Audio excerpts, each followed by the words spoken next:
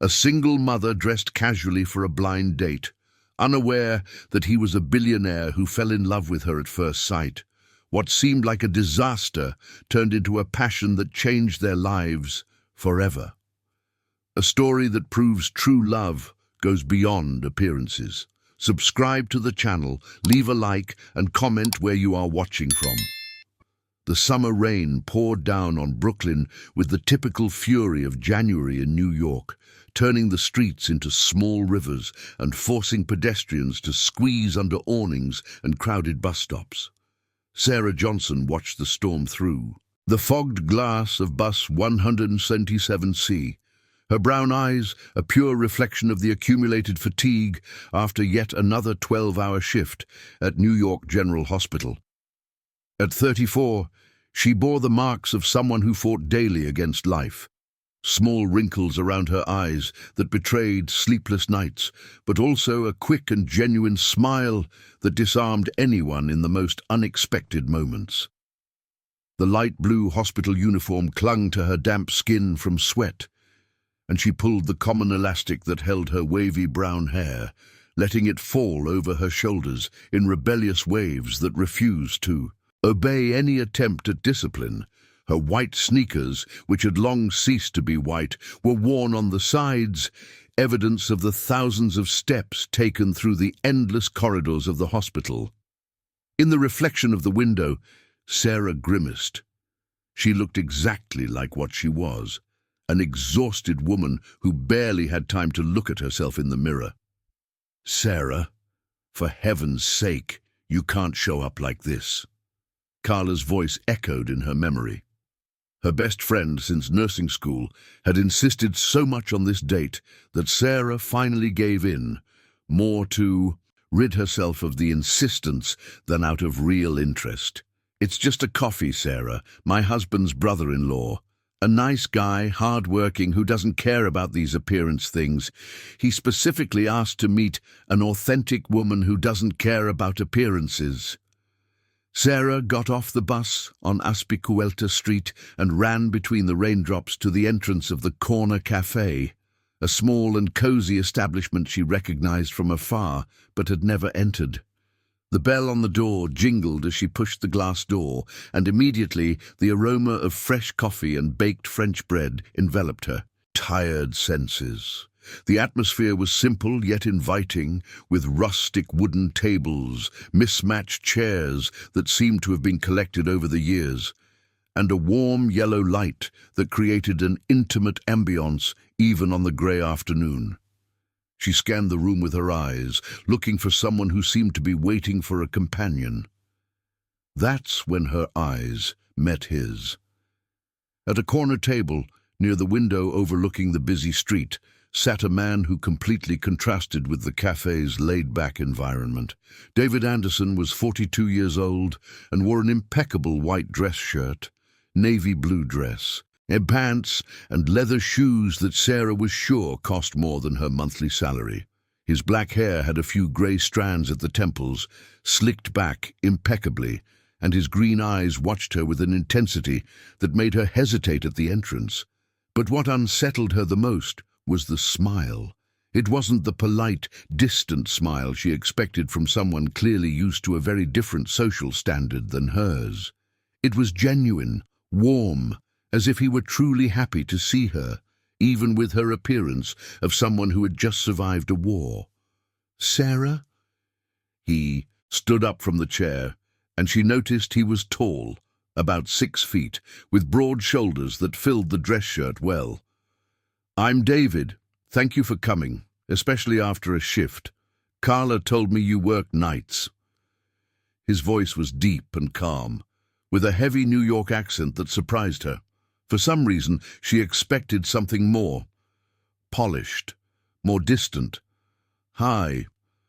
Sarah extended her hand, and when he shook it, she noticed that despite his impeccable appearance, his hands had almost imperceptible calluses. "Sorry for the appearance. I came straight from the hospital." "No worries. You look great."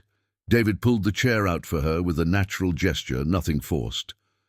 "I already ordered a coffee for you. Double espresso.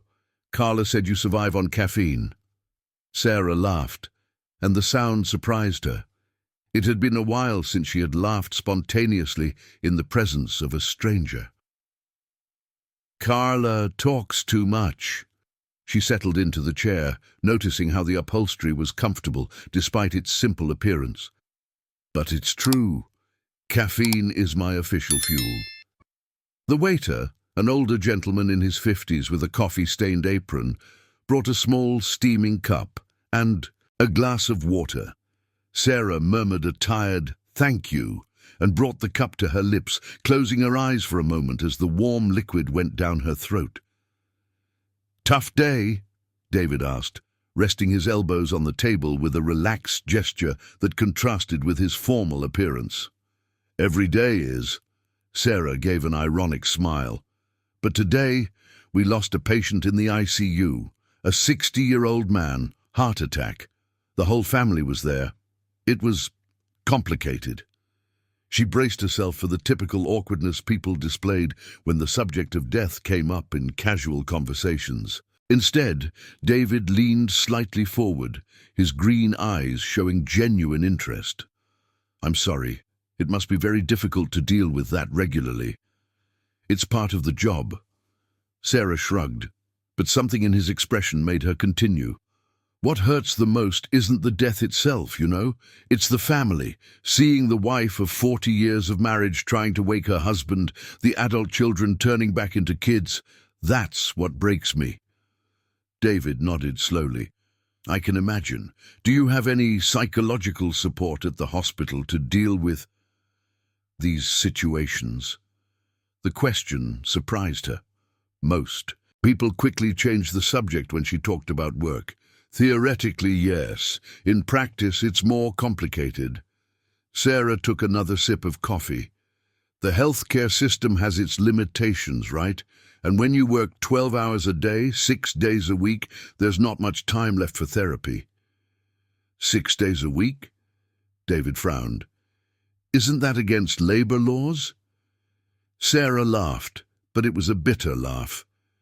"Welcome to Brazil, David. At least I have a steady job and health insurance. Half of my colleagues work as freelancers to make ends meet." Instead of the look of discomfort she expected, David seemed genuinely interested. "What do you mean by freelancers?" "Freelancers. They set up a fake company to work in private hospitals during their free time. No labor rights, no vacation, no 13th salary. But it pays better than public shifts." David shook his head, and Sarah noticed an expression she couldn't decipher passing across his face. "And you? Do you do that too?" "No." Sarah straightened her shoulders with a pride she couldn't hide. "I only work at the New York General Hospital. It may not pay as much, but I believe in the public health care system. And—" she hesitated. "I have an 8-year-old daughter. I prefer stability over taking risks for more money." It was the first time she mentioned Isabella, and she watched his reaction closely. Many men made a strange face when they found out she was a single mother. David, however, smiled. "What's her name?" "Isabella. Isa." Sarah's face lit up instantly when she spoke about her daughter. "She's the smartest and most stubborn kid you can imagine. Just like her mother, according to my mom." "Stubborn how?" David laughed, and Sarah noticed that when he genuinely laughed, small wrinkles appeared around his eyes, humanizing his perfect appearance. "Well, last week, she organized a strike in the 3rd grade because the school lunch was bad." Sarah laughed, remembering the scene. "She made posters, rallied the whole class, marched to the principal's office demanding dignified food for conscious students." The principal was torn between scolding her and congratulating her. David burst out laughing, a genuine sound that made other people in the cafe look their way with discreet smiles. "She definitely takes after her mother." "And her father?" The question came naturally, without malice, but Sarah felt the muscles in her neck tense automatically. "He hasn't been part of our lives for 4 years." Her voice became drier, a clear sign that the subject was not open for discussion. David seemed to pick up on the cue immediately. I understand. It must be tough raising a daughter alone and still working so much. It is. Sarah finished her coffee in one gulp. But we manage. We always have. The silence that followed was not uncomfortable, just respectful. David drummed his fingers on the table for a moment, as if he were thinking of something. It might seem forward, but what time do you need to pick her up from school today? Sarah looked at her wristwatch, a simple, functional digital Casio. In about 2 hours. Why? The babysitter cancelled at the last minute. Carla's mom, who sometimes watches her, had to take her husband to the doctor. Sarah sighed, running her hand through her hair. I'll have to leave here and go straight to the school. Can I go with you? The question came out so naturally that Sarah took a few seconds to process it. What do you mean? Can I go with you to pick up Isabella? If you don't mind, of course. David leaned forward again. I'd like to meet her, and besides, you look exhausted. I can at least share an Uber ride with you. Sarah studied him for a moment. There was something in his expression that was hard to decipher, a sincerity that disarmed her and at the same time made her suspicious. Why would you do that? Because I want to. The simple answer caught her off guard. And because I have the impression that you're not used to accepting help from anyone. He had hit the nail on the head, and it irritated her more than it should have. I don't need help. I know. David smiled, and there was something mischievous in his expression. That's exactly why I offered. February arrived with the suffocating heat typical of a New York summer and the pre-carnival excitement that took over the city. Sarah watched from the hospital window the intense movement on Dr. Eneas de Carvalho Aguiar Street while finishing organizing the medications in the ICU. Carnival always meant double the work. Traffic accidents, fights, intoxications, overdoses. It was as if the entire city lost its mind at the same time, and the New York General Hospital became the epicenter of urban chaos. Sarah, are you going to work every day during Carnival again? Patricia, her colleague for 6 years, approached with a genuinely concerned expression. Girl, you need to live a little. I do. Sarah didn't take her eyes off the computer where she was typing the notes for the last patient. I live to work and take care of Asa, and the overtime during Carnival helps pay for her school supplies. And what about David? He hasn't mentioned anything about you two enjoying Carnival together. Sarah paused her typing. In the last 3 weeks, David had become a constant presence in her routine in a way that made her feel both comfortable and uneasy. He would show up at the end of her shifts with warm coffee from the corner cafe and acai from the Brooklyn market, always knowing exactly how she liked it, coffee without sugar and acai with condensed milk and granola. He never arrived demanding attention or disrupting her. He was just there, with that calm and genuine smile that had the inexplicable power to make her tense muscles relax. We see each other when we can. Sarah resumed typing, faster now. He understands that my work comes first. Sarah. Patricia pulled up a chair and sat next to her. Do you like him? The direct question made Sarah stop completely what she was doing. It was a simple question, but the answer was too complicated to be summed up in a yes or no. It's complicated, Pat. Why complicated? He's handsome, seems like a nice guy. Isabella already likes him. Exactly. Sarah turned to face her friend. Isabella likes him, and that terrifies me. Patricia furrowed her brow. Why? Because when her father decided he didn't want to be a dad anymore, she was devastated. She asked every day when he was coming back if she had done something wrong. Sarah felt her throat tighten with the memory. It took 8 months for her to stop crying secretly at night. I can't expose her to that again.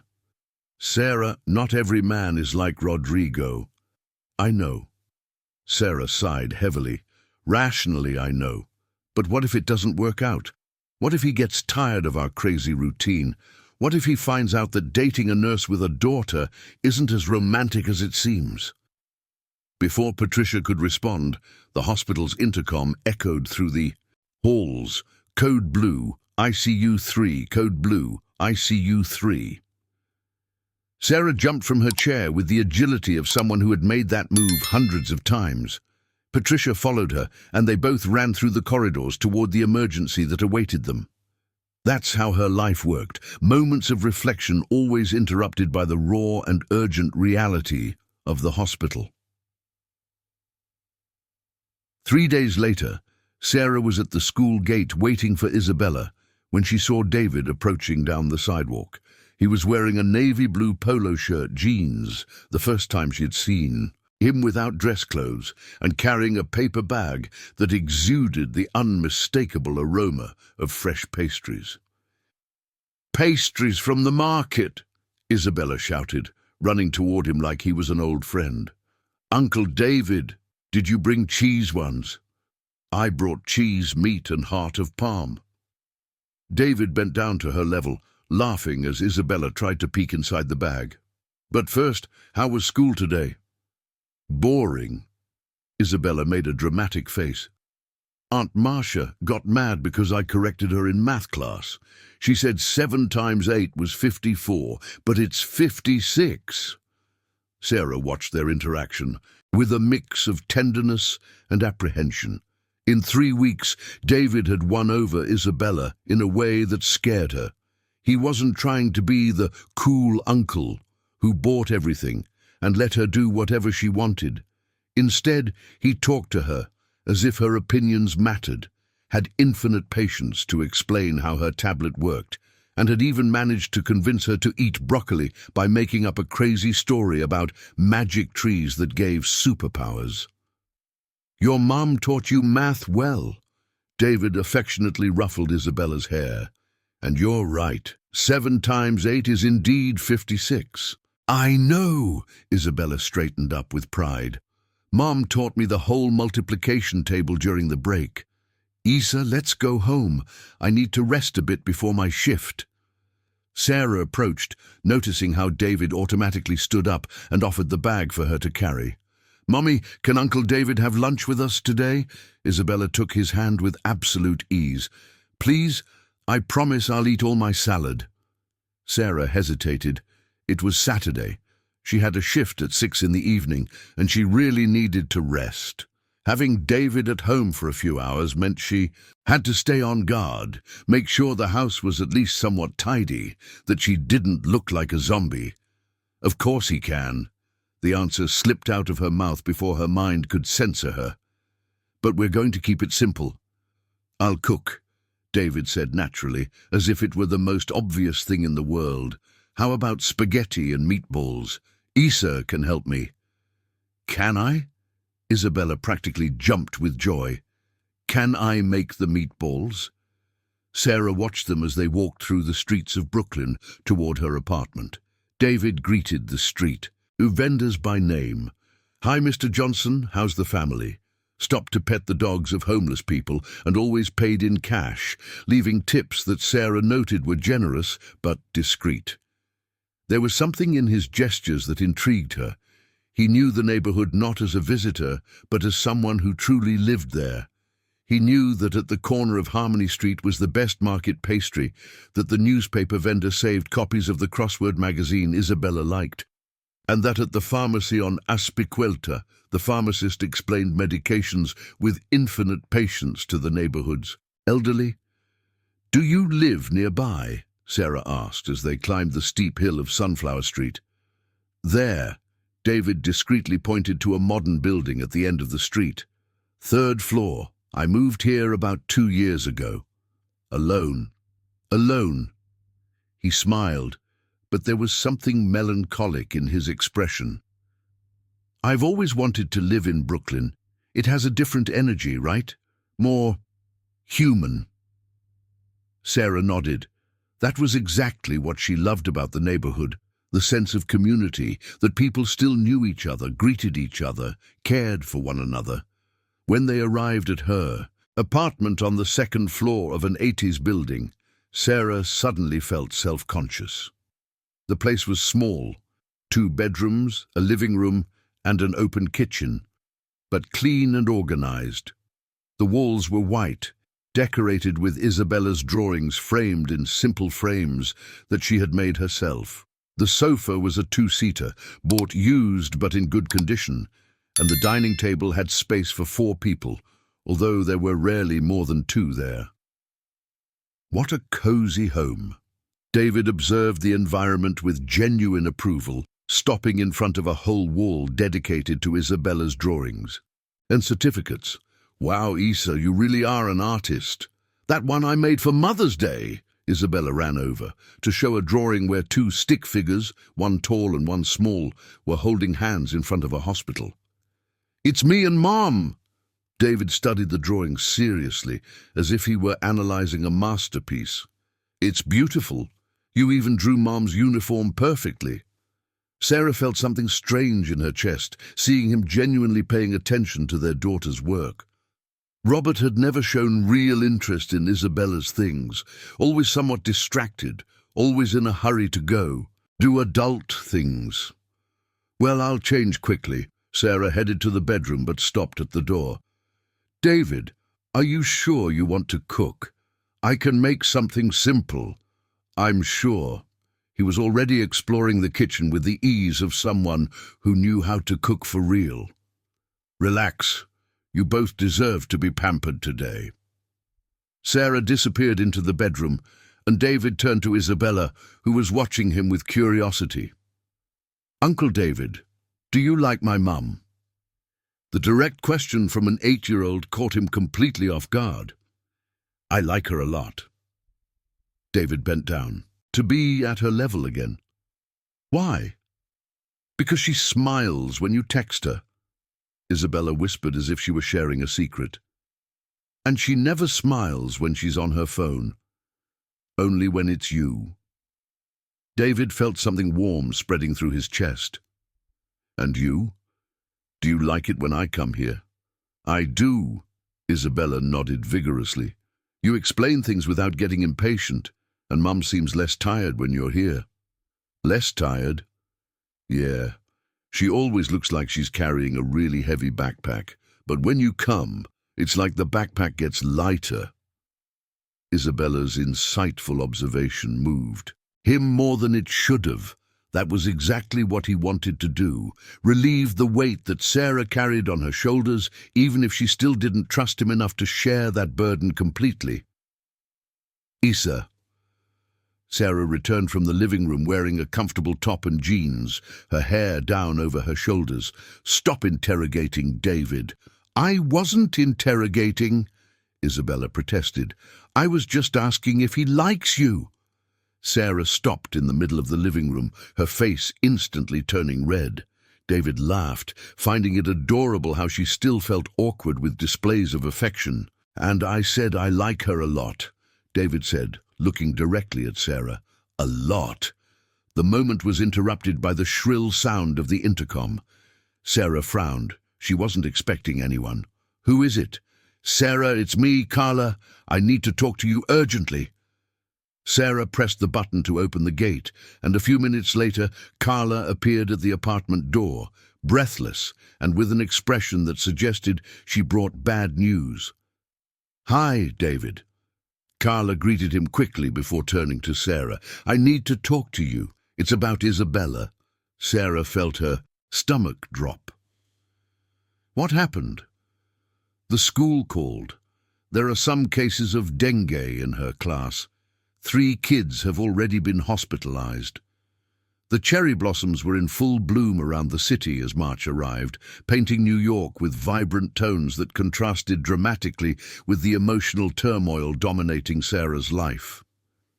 It had been 2 weeks since Isabella had fully recovered from dengue, but the experience had left deep marks on the relationship between her and David, marks that made her feel both grateful and deeply uncomfortable. Sarah was walking through Central Park on a Saturday morning, watching David, and Isabella a few meters ahead. They were engaged in an animated conversation about the different species of trees in the park.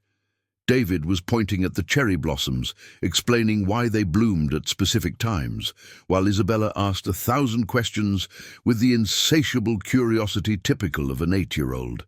The scene felt so naturally familiar that it hurt. "Mom, come see!" Isabella waved at her, pointing to a particularly leafy cherry blossom tree. "Uncle David said this tree is over 50 years old." Sarah approached, noticing how David automatically made space for her next to him, a small but significant gesture. He was wearing a simple grey t-shirt, faded jeans and running shoes, a more casual version that she had learned to like even more than the David in formal clothes. 50 years?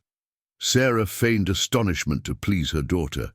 "This tree is older than Mom, much older than me too." David laughed, running his hand through his hair in a gesture that Sarah had learned to recognize as a sign that he was a little nervous. "Actually, it was probably here when my parents met." It was the first time he mentioned his parents, and Sarah noticed David had a habit of deflecting conversations about his family, changing the subject with the same skill that she avoided talking about Robert. They both carried secrets, creating a mutual comfort zone and also an invisible barrier that neither knew how to cross. "Your parents met here in Central Park?" Isabella asked, always interested in love stories. "Not exactly here, but—" David hesitated as if deciding how much to reveal. "They met in New York in the 80s, a story quite different from the one you two are living." Before Sarah could ask what he meant by that, his phone rang. David looked at the screen and made a strained expression. "Sorry, I need to take this. It's work."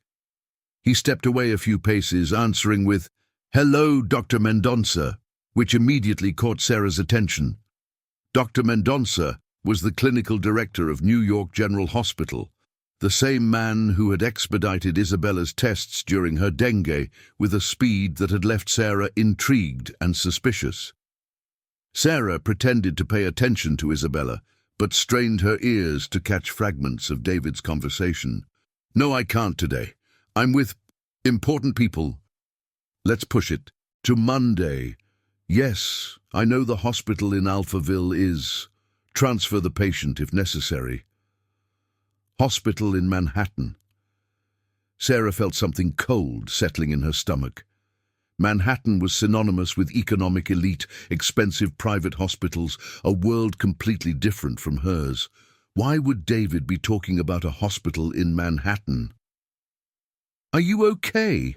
David returned, putting his phone away with a slightly tense gesture. "Sure."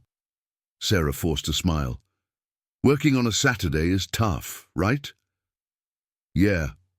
David seemed to hesitate again, as if he wanted to say something more, but couldn't find the right words. "Sarah, Mom, can I go play on the playground?" Isabella interrupted, pointing to the children's area a few meters away. "Yes, but stay where I can see you." Isabella ran off, and Sarah found herself alone with David for the first time since they had arrived at the park. He seemed to want to say something important, but kept hesitating. "David, is everything really okay? You seem off today."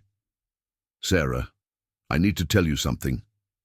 He turned to face her fully, his green eyes showing a seriousness she rarely saw. "About my work."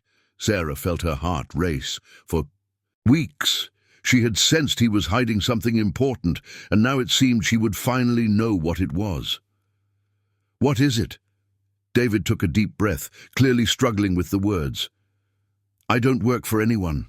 I have my own company." "What kind of company?" Sarah asked, although a part of her already knew she wouldn't like the answer. "Health technology. Development of hospital management systems and—" He hesitated again. "Management of healthcare facilities. Management of healthcare facilities." Sarah repeated slowly, feeling the pieces falling into place in a way she didn't like at all. "What kind of healthcare facilities?" "Sarah, What kind of healthcare facilities, David? Private hospitals. The confession came out like a defeated sigh. I have a network of 3 private hospitals in the greater New York area.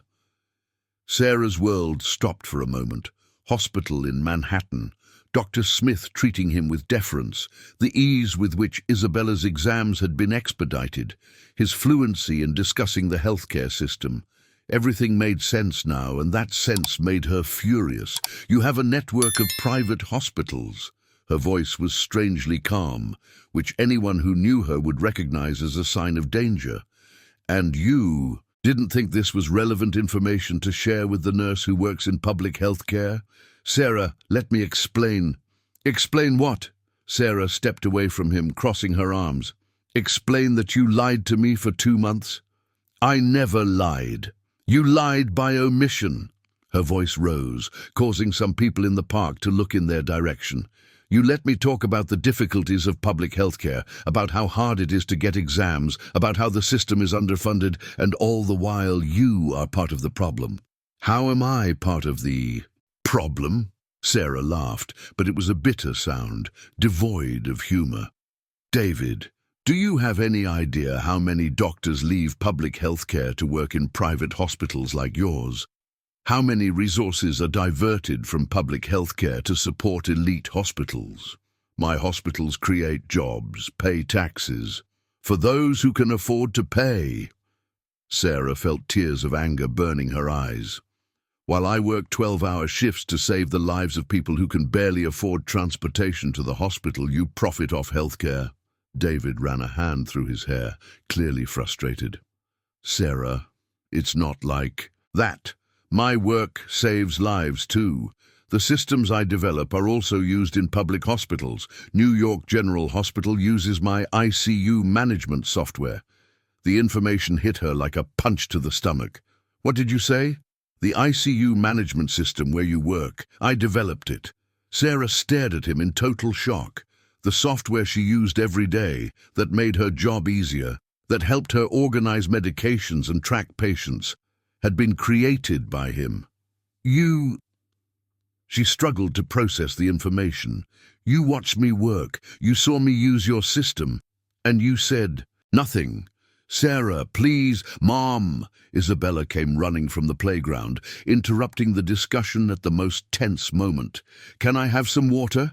Sarah bent down to grab the water bottle from her bag, using the moment to hide her face from her daughter and tried to control her emotions. When she stood up, David was watching her with a look of desperation that almost made her soften. Almost. I think it's best if we go home, Sarah said, her voice cold and controlled. Isabella, let's go. But Mom, we just got here. Let's go, Isa. Now. David stepped forward. Sarah, can we talk about this? We have nothing to talk about. Sarah took Isabella's hand and began walking toward the park exit. Thank you very much for the educational outing, Mr. Anderson. The formal use of his name was like a slap, and David felt something break in his chest. Sarah, please, let me explain properly. She stopped and turned, but her brown eyes were as hard as stone. Explain what, David? That you thought it was fun to play at dating the poor nurse. That it was an interesting experience to see how the other half lives. That's not it. Then what is it? Sarah felt Isabella squeezing her hand tightly, clearly sensing the tension between the adults. Because where I come from, when someone hides who they really are for 2 months, it's usually not for good reasons. David opened his mouth to respond, but the words didn't come. How could he explain that he had hidden his true financial situation precisely because he knew she would react this way? How could he say he wanted to be loved for who he was, not for what he had, when that sounded like the most cliched line in the world? That's it, isn't it? Sarah continued, interpreting his silence as confirmation of her worst suspicions. You didn't trust me enough to be honest from the start. Sarah, goodbye, David. Sarah walked away. David stood still in the middle of the park, watching them walk away. Isabella looked back once, waving shyly at him before being pulled away by her mother, determined to put as much distance as possible between them. 2 weeks later, Sarah was in the break room of the hospital when Patricia approached her with a worried expression. "Sarah, I need to tell you something. If it's about David, I don't want to hear it. It's about your job." Patricia sat down next to her. "The nursing supervisor has been asking strange questions about you." Sarah lifted her eyes from the book she was pretending to read. "What kind of questions?" "About your personal life, who you're dating, if you know influential people." Patricia hesitated. "Sarah, she found out about you and David. And so? She's treating you differently. Haven't you noticed? Forced smiles, exaggerated friendliness." Patricia lowered her voice. "The girls are saying she's been saying you have important connections." Sarah felt her blood run cold. This was exactly what she had feared from the very beginning, that her relationship with David would affect how people viewed her professionally. "Patricia, I broke up with him 2 weeks ago." "But they don't know that," Patricia sighed. "Sarah, people are saying you only managed to expedite Isabella's tests because you're dating someone important." Sarah slammed the book shut, feeling a familiar anger burning in her chest. "My professional competencies are being questioned because of gossip." "It seems that way." Sarah stood up, walking to the window of the break room. Outside, the cherry blossoms continued to bloom, indifferent to the human drama unfolding in the hospital corridors. "I knew it," she murmured to herself. "I knew this would blow up." That night, Sarah was lying on the sofa at home, watching Isabella do her math homework at the dining table when the doorbell rang. She frowned. It was almost 9 at night, a time when no one usually showed up unannounced. When she opened the door, she found David on the other side, looking more disheveled than she had ever seen him. He hadn't shaved, his eyes were red from fatigue, and he wore a wrinkled dress shirt that clearly had been on him all day. "Sarah, I need to talk to you. We have nothing to talk about. Please." There was something desperate in his voice. 5 minutes. It's important." Sarah glanced over her shoulder, checking if Isabella was still focused on her homework before stepping into the hallway and closing the door behind her. 5 minutes. David took a deep breath, as if preparing for a deep dive. "I grew up in East Harlem." The sentence came out so abruptly that Sarah took a few seconds to process it. "What?" "I grew up in East Harlem, Sarah, in a 2-room house with my grandmother." David leaned against the hallway wall, as if he needed physical support to continue. "My mother had me when she was 16 and disappeared when I was 3. I never knew who my father was." Sarah watched him in silence, trying to reconcile this information with the image of the impeccably dressed man she had known. "Why are you telling me this?" "Because you need to understand that I wasn't born rich. That I know exactly what it's like not to have money for medication, for transportation, for food." David ran a hand over his tired face. "My grandmother cleaned houses in the affluent neighborhoods her whole life to raise me. I studied all night because I had to work during the day." "David, let me finish." He gently interrupted her. "The first time I stepped into a private hospital, I was 17. I was accompanying my grandmother to an appointment she got through a social program. The contrast with the health clinic we always went to shocked me so much that I decided one day I would create something better." Sarah felt something stirring in her chest, an emotion she couldn't name. "I developed the first hospital management system because I saw my grandmother being mistreated due to lack of organization. The doctor didn't have access to her history, lost tests, prescribed the wrong medication." David looked directly into her eyes. "I almost lost her due to pure administrative disorganization. The system I use at the New York General was developed with people like your grandmother in mind.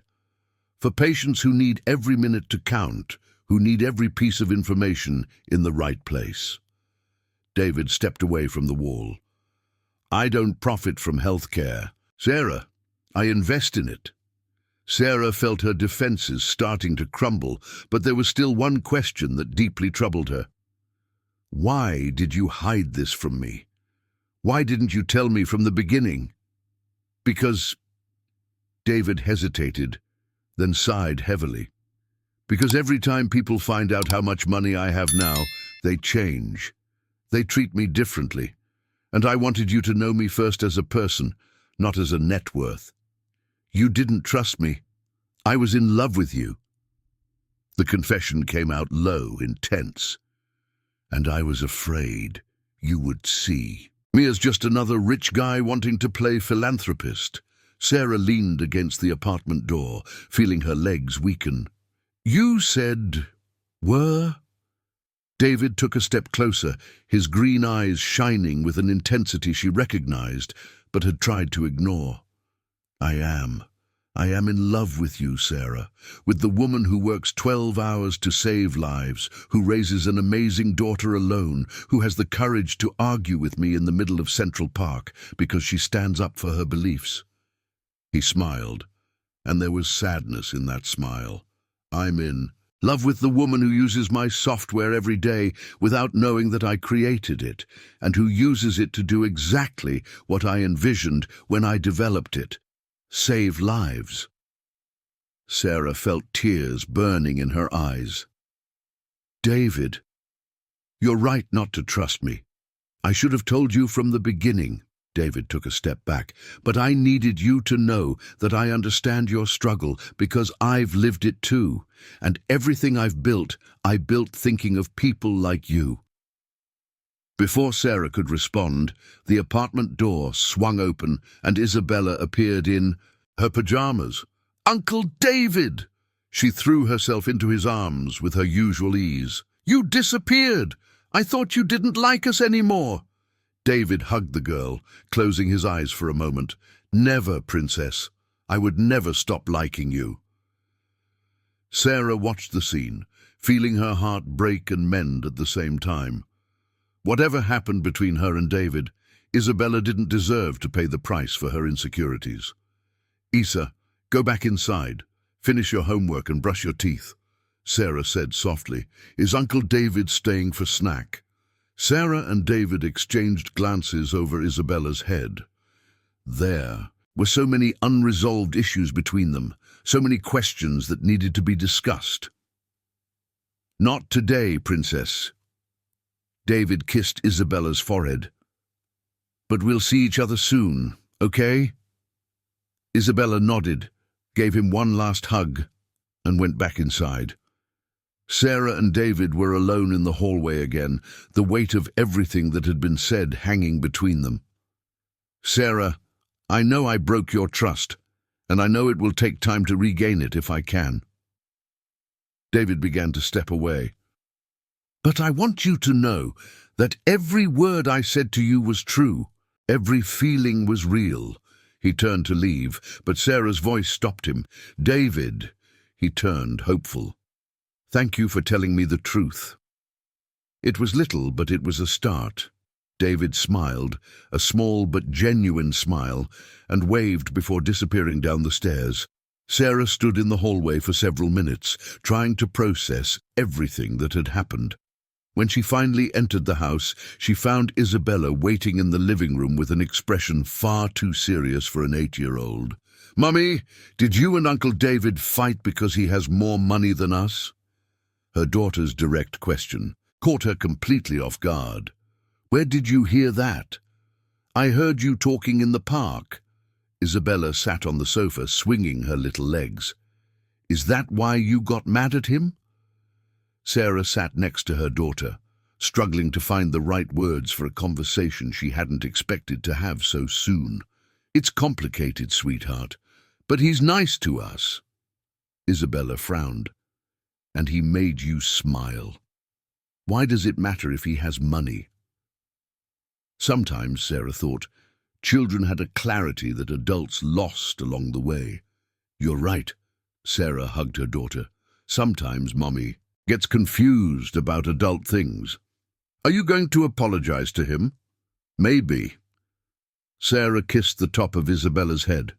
But first, let's finish that math homework. As she helped Isabella with the last exercises, Sarah couldn't stop thinking about her conversation with David, East Harlem, a grandmother who cleaned houses, a boy who studied at night and worked during the day. Maybe she had judged him wrong. Maybe he really understood her struggle more than she imagined. But there was still the issue of trust and the gossip at the hospital and the constant fear that Isabella would get hurt if things didn't work out.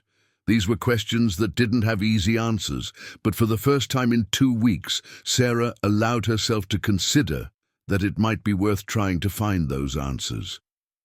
April arrived with the first chilly mornings of autumn, and with it the typical excitement that preceded the school harvest festival, where Isabella studied. Sarah watched the decorations being set up in the schoolyard through the window of the teacher's lounge, where she had been called for a meeting about organizing the event. For 3 consecutive years, she had coordinated the hot apple, cider and typical sweets booth, a tradition that had become almost sacred since her separation, a way to show herself and Isabella that they could maintain family traditions even if it was just the 2 of them. Sarah, I'm so glad you came. Emily, the educational coordinator, approached with a clipboard full of papers. I've already gathered everything you'll need for the booth, the ingredient list, the suppliers who give discounts to the school. Perfect. Sarah took the papers, quickly scanning the lists. Granulated sugar, ginger, cinnamon, whiskey, condensed milk. The same ingredients as always, but this year they seemed to, weigh more on the tight budget. Her 13th paycheck had gone entirely to pay off the credit card and buy Isabella's school supplies. Can I pay everything up front next Wednesday? Of course. And Sarah, I have some news. Emily lowered her voice conspiratorially. I heard you have a new boyfriend. How romantic. Is he going to help with the festival? Sarah felt her stomach drop. It had been 2 weeks since she had definitively ended things with David, or at least she had made that decision mentally, since technically they had never formalized anything. But the gossip, it seemed, spread faster than her personal resolutions. Actually, we're not together anymore. Sarah forced a smile. And even if we were, I've always organized the booth by myself. Oh, what a shame. Emily made an exaggeratedly disappointed expression. But if you 2 get back together by then, he could help. They say he's very successful, right? It would be great to have someone with business experience helping. Emily, I've been organizing this booth for 3 years, and it has always been profitable for the school. Sarah's voice came out drier than she intended. I don't need help, especially not from someone who doesn't understand the reality of needing to save every dollar. Emily blinked, clearly surprised by the tone. Of course, Sarah. Sorry if... Well, you know what you're doing. Sarah left the school with the papers clutched in her hand and a growing irritation in her chest. It was exactly what she had feared, that her relationship with David would change how people perceived her, that they would question her ability to handle things on her own. She had built her reputation as an independent mother and professional over the years, and just a few weeks of being in a relationship were enough for others to start assuming she needed a man's help to solve her problems. On Saturday afternoon, Sarah was in the kitchen chopping ginger to test the hot apple cider recipe when the doorbell rang. Isabella, who was playing in the living room with her drawings scattered on the floor, rushed to the intercom. Who is it? Isa. It's Uncle David. Can I come up? Sarah put down the knife and quickly walked over to the intercom, taking it from Isabella's hands before she could respond. David, what are you doing here? Sarah, please, let me come. I brought something for Isa. Sarah hesitated. 2 weeks without any contact, and he showed up just when she was starting to convince herself that she had made the right decision. Please, Mommy." Isabella looked at her with that expression she could never resist. "Just to see what he brought." 5 minutes. Sarah spoke into the intercom with the coldest voice she could muster. Just 5 minutes. When David appeared at the door a few minutes later, Sarah felt something tighten in her chest. He looked different. He wasn't wearing his usual impeccable clothes, but rather a faded, grey t-shirt, paint-stained jeans, and worn-out canvas sneakers. He had stubble covering his face, and his hair was slightly disheveled, as if he had run his hands through it several times. "Uncle David!" Isabella threw herself into his arms, as she always did, and Sarah noticed how he closed his eyes for a moment, as if he wanted to imprint the feeling. "Hi, Princess. I brought you something." David bent down and pulled out a new tablet from a bag, still in the box. "Remember your old one had a cracked screen? This one has some new educational games installed." "David," Sarah approached with her arms crossed, "you can't just show up here and give expensive gifts to my daughter." "Why not?" He stood up, and there was something defiant in his expression. "Can't I show affection for her?" "You can show affection without spending money." Sarah felt her irritation growing. In fact, that's exactly what differentiates normal people from those who solve everything with a credit card. "Normal people?" David repeated, and his voice had noticeably cooled. "Define normal people for me, Sarah. People who work to pay the bills, who need to save to buy a gift, who don't solve problems by buying ready-made solutions." Sarah gestured toward the tablet. "People who understand the value of things because they fought to get each one of them." David looked at her for a long moment, and Sarah saw something change in his expression. The patience he had always shown was turning into something harder, more weary. "I understand." He gently took the tablet from Isabella's hands. "Sorry, Princess. Mommy is right. I'll save this for another time." "But, Uncle David—" Isabella began to protest, but David was already walking toward the door. "David, wait." Sarah followed him, suddenly uncomfortable, with how easily he had given up. "I didn't mean that." He turned at the door, and there was a sadness in his green eyes that hit her like a punch in the stomach. "Sarah, you're right. I really don't understand your reality." David ran a hand through his disheveled hair. "I don't understand what it means to save every dollar, because I never have to save. I don't understand what it means to work 12 hours a day, because I choose my hours. And clearly I don't understand what it means to love someone who is so afraid of being happy that they prefer to keep me away rather than risk disappointment." The raw accusation left her speechless for a few seconds. "I'm not afraid of being happy." "You are." David rested his hand on the doorframe, and for the first time, Sarah noticed how tired he looked. "You're afraid of being happy with me because I represent everything you despise. You're afraid of liking my life because that would mean admitting that maybe your struggle doesn't have to be so lonely." "That's not true." "Not." David took a step closer, and Sarah felt the familiar quickening of her heart that his presence always caused. "Then explain to me why you can't accept that someone wants to help. Why do you turn any gesture of affection into a personal offense?" "Because—" Sarah struggled to find words, but could only whisper, "Because I can't depend on anyone. Only on myself. I never asked you to depend on me."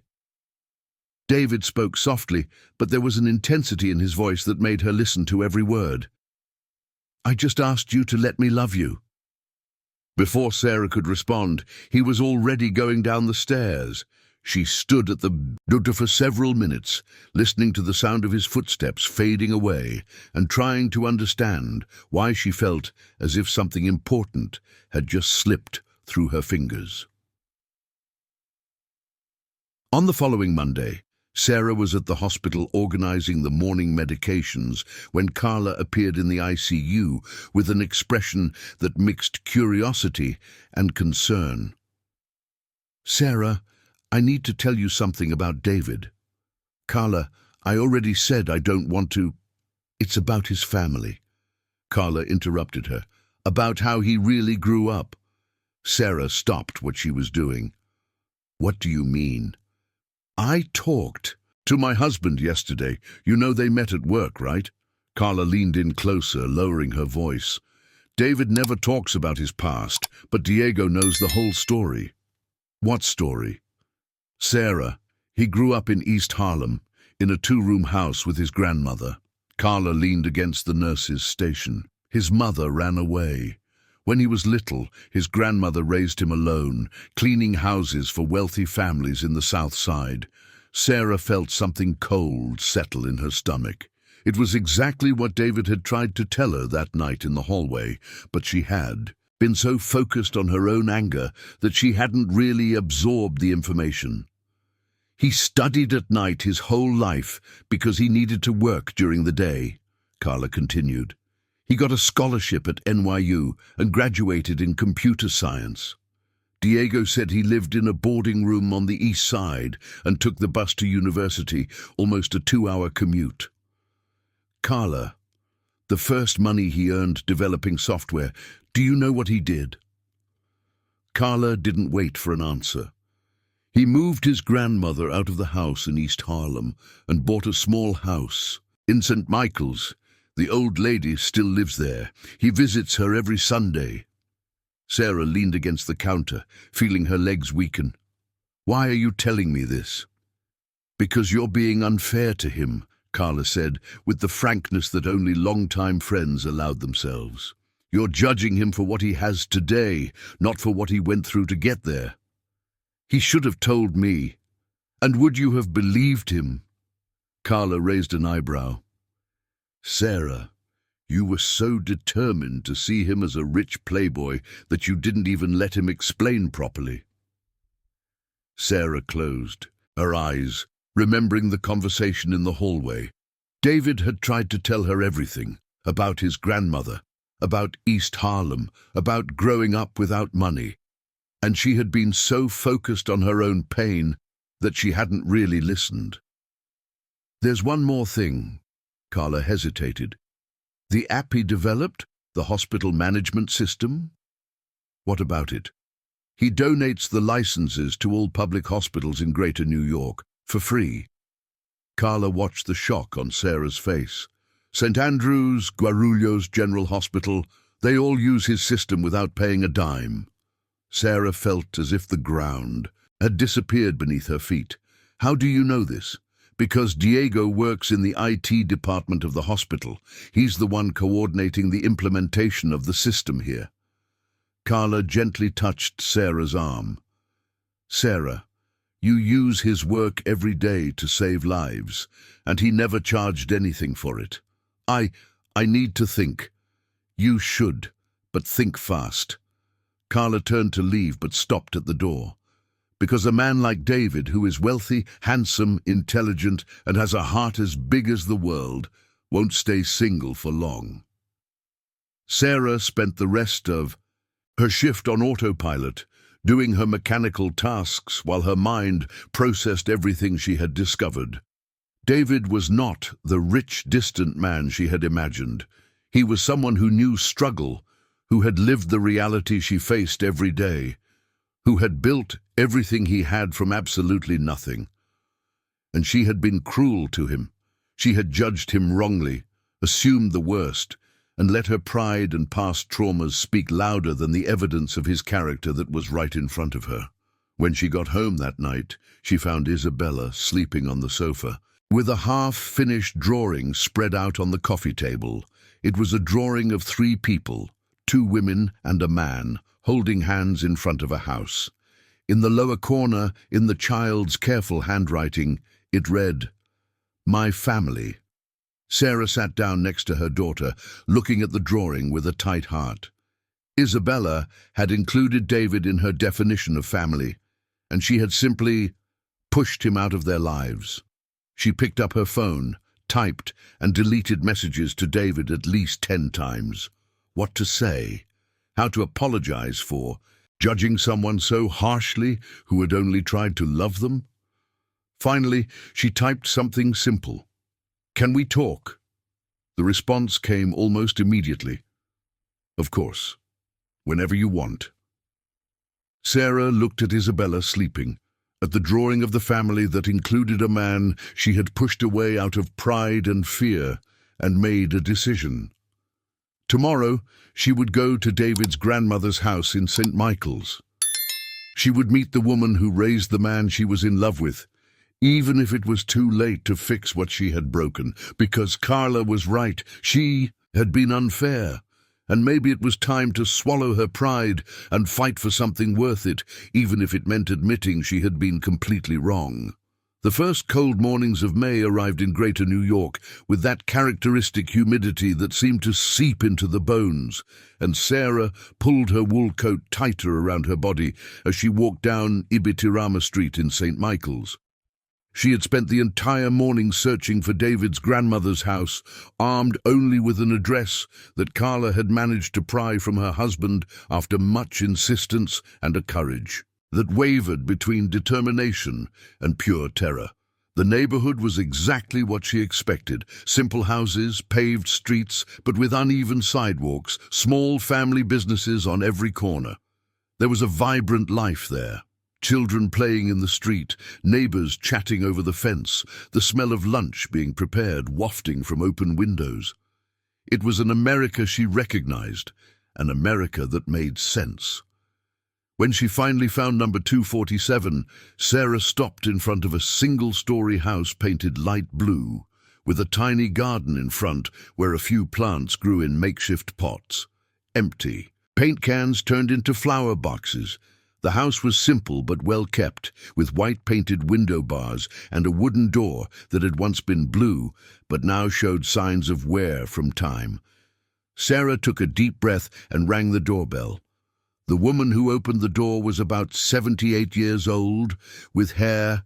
Marina Johnson had completely white hair tied in a low bun and wore a floral-patterned house dress.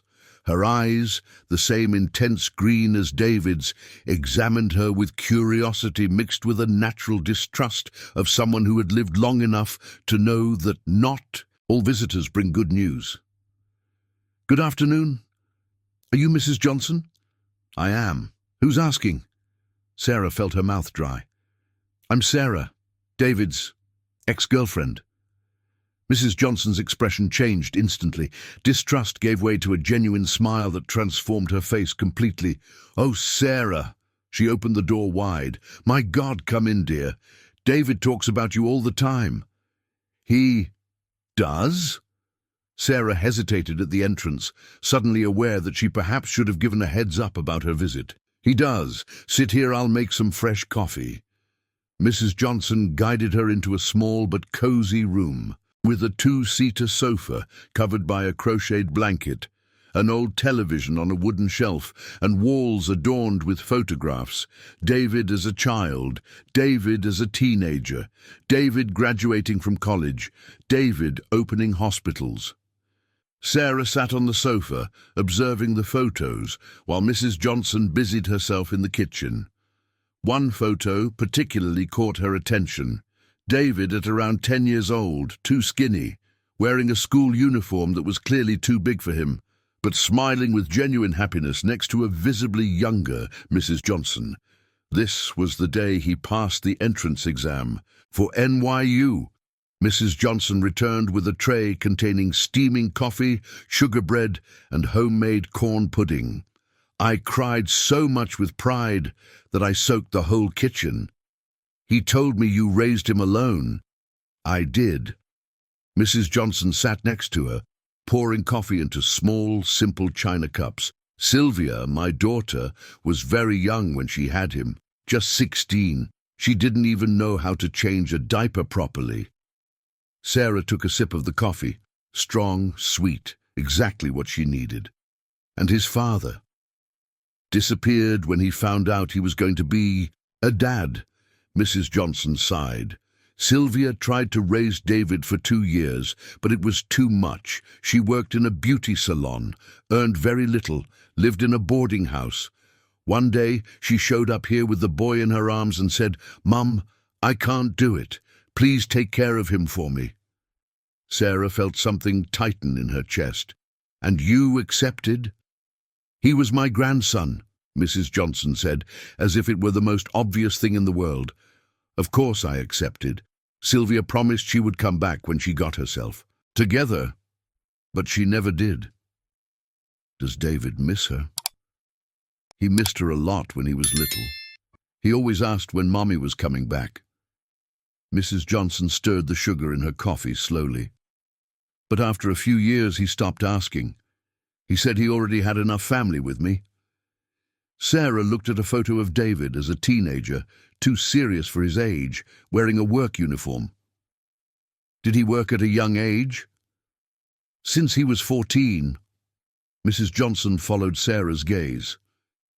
This photo is from when he got a job at a computer repair shop downtown. He would wake up at 5 in the morning to catch the bus, work until 5 in the afternoon, then go straight to night school. He got home almost at midnight. That must have been hard for him. He never complained once. There was genuine pride in the elderly woman's voice. He always said he would study to get us out of that situation, and he kept his promise. Sarah took another sip of coffee, feeling smaller with each story she heard. "Mrs. Johnson, can I ask you something?" "Of course, dear." "Why did he never tell me this from the beginning?" Mrs. Johnson studied her for a moment, as if deciding how much to reveal. "Because he has suffered a lot with women who only wanted to know him after they found out about the money." The answer was direct, without beating around the bush. "He had a girlfriend a few years ago, Jessica, beautiful, educated, middle-class family. When she found out he was wealthy, she changed completely. She became materialistic, started demanding expensive gifts, trips, fancy restaurants." Sarah felt a knot in her stomach. "And what happened?" "He broke up with her. He said he wanted to be loved for who he is, not for what he has." Mrs. Johnson poured more coffee for Sarah. "Since then, when he is interested in someone, he always hides his financial situation at first. He wants to make sure the person truly likes him. But isn't that deception?" "My dear," Mrs. Johnson leaned forward, her green eyes shining with wisdom accumulated over decades. "Do you think it's deception for him to want to be loved for who he really is? Or is it deception for people to change completely when they find out he has money?" The question hit Sarah hard. It was exactly what she had done. She had completely changed her perception of David the moment she discovered his financial situation. "I was unfair to him." "You were." Mrs. Johnson did not soften her response. "But from what he told me, you had your reasons. You have suffered with a man who abandoned you, haven't you?" Sarah nodded, surprised by the elderly woman's insight. "My dear, the pain of abandonment is terrible. It makes us see ghosts where there are none." Mrs. Johnson covered Sarah's hand with hers, which was rough but incredibly affectionate. "But David is not the father of your little girl.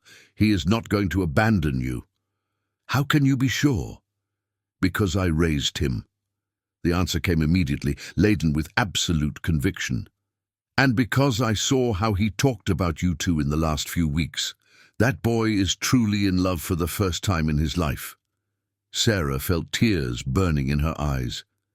"I think I've already ruined everything." "Nonsense." Mrs. Johnson stood up, walking over to an old dresser from which she took out a photo album. "Let me show you something." She returned with the album and opened it to a specific page. The photo showed David with 12 years ago, thin and serious, next to a girl of the same age who was smiling broadly at the camera. "This is Emily, daughter of Mrs. Smith, our neighbor. David was hopelessly in love with her, Mrs. Johnson smiled at the memory. He spent hours here at home, drawing pictures to give to her, saving lunch money to buy the candies she liked. And what happened? One day, Emily found out we were poor, poorer than her family, who were already simple. Mrs. Johnson turned. The page, showing other photos. She stopped talking to him overnight. She told her friends she didn't want to hang out with a poor kid. Marina felt something tightening painfully in her chest. David was devastated. He spent weeks locked in his room, not wanting to go to school. Mrs. Johnson closed the album. That's when he told me, "Grandma, when I grow up, no one will ever reject me for being poor. I'm going to get rich so no one has anything to complain about." He said that. He did. And he fulfilled it.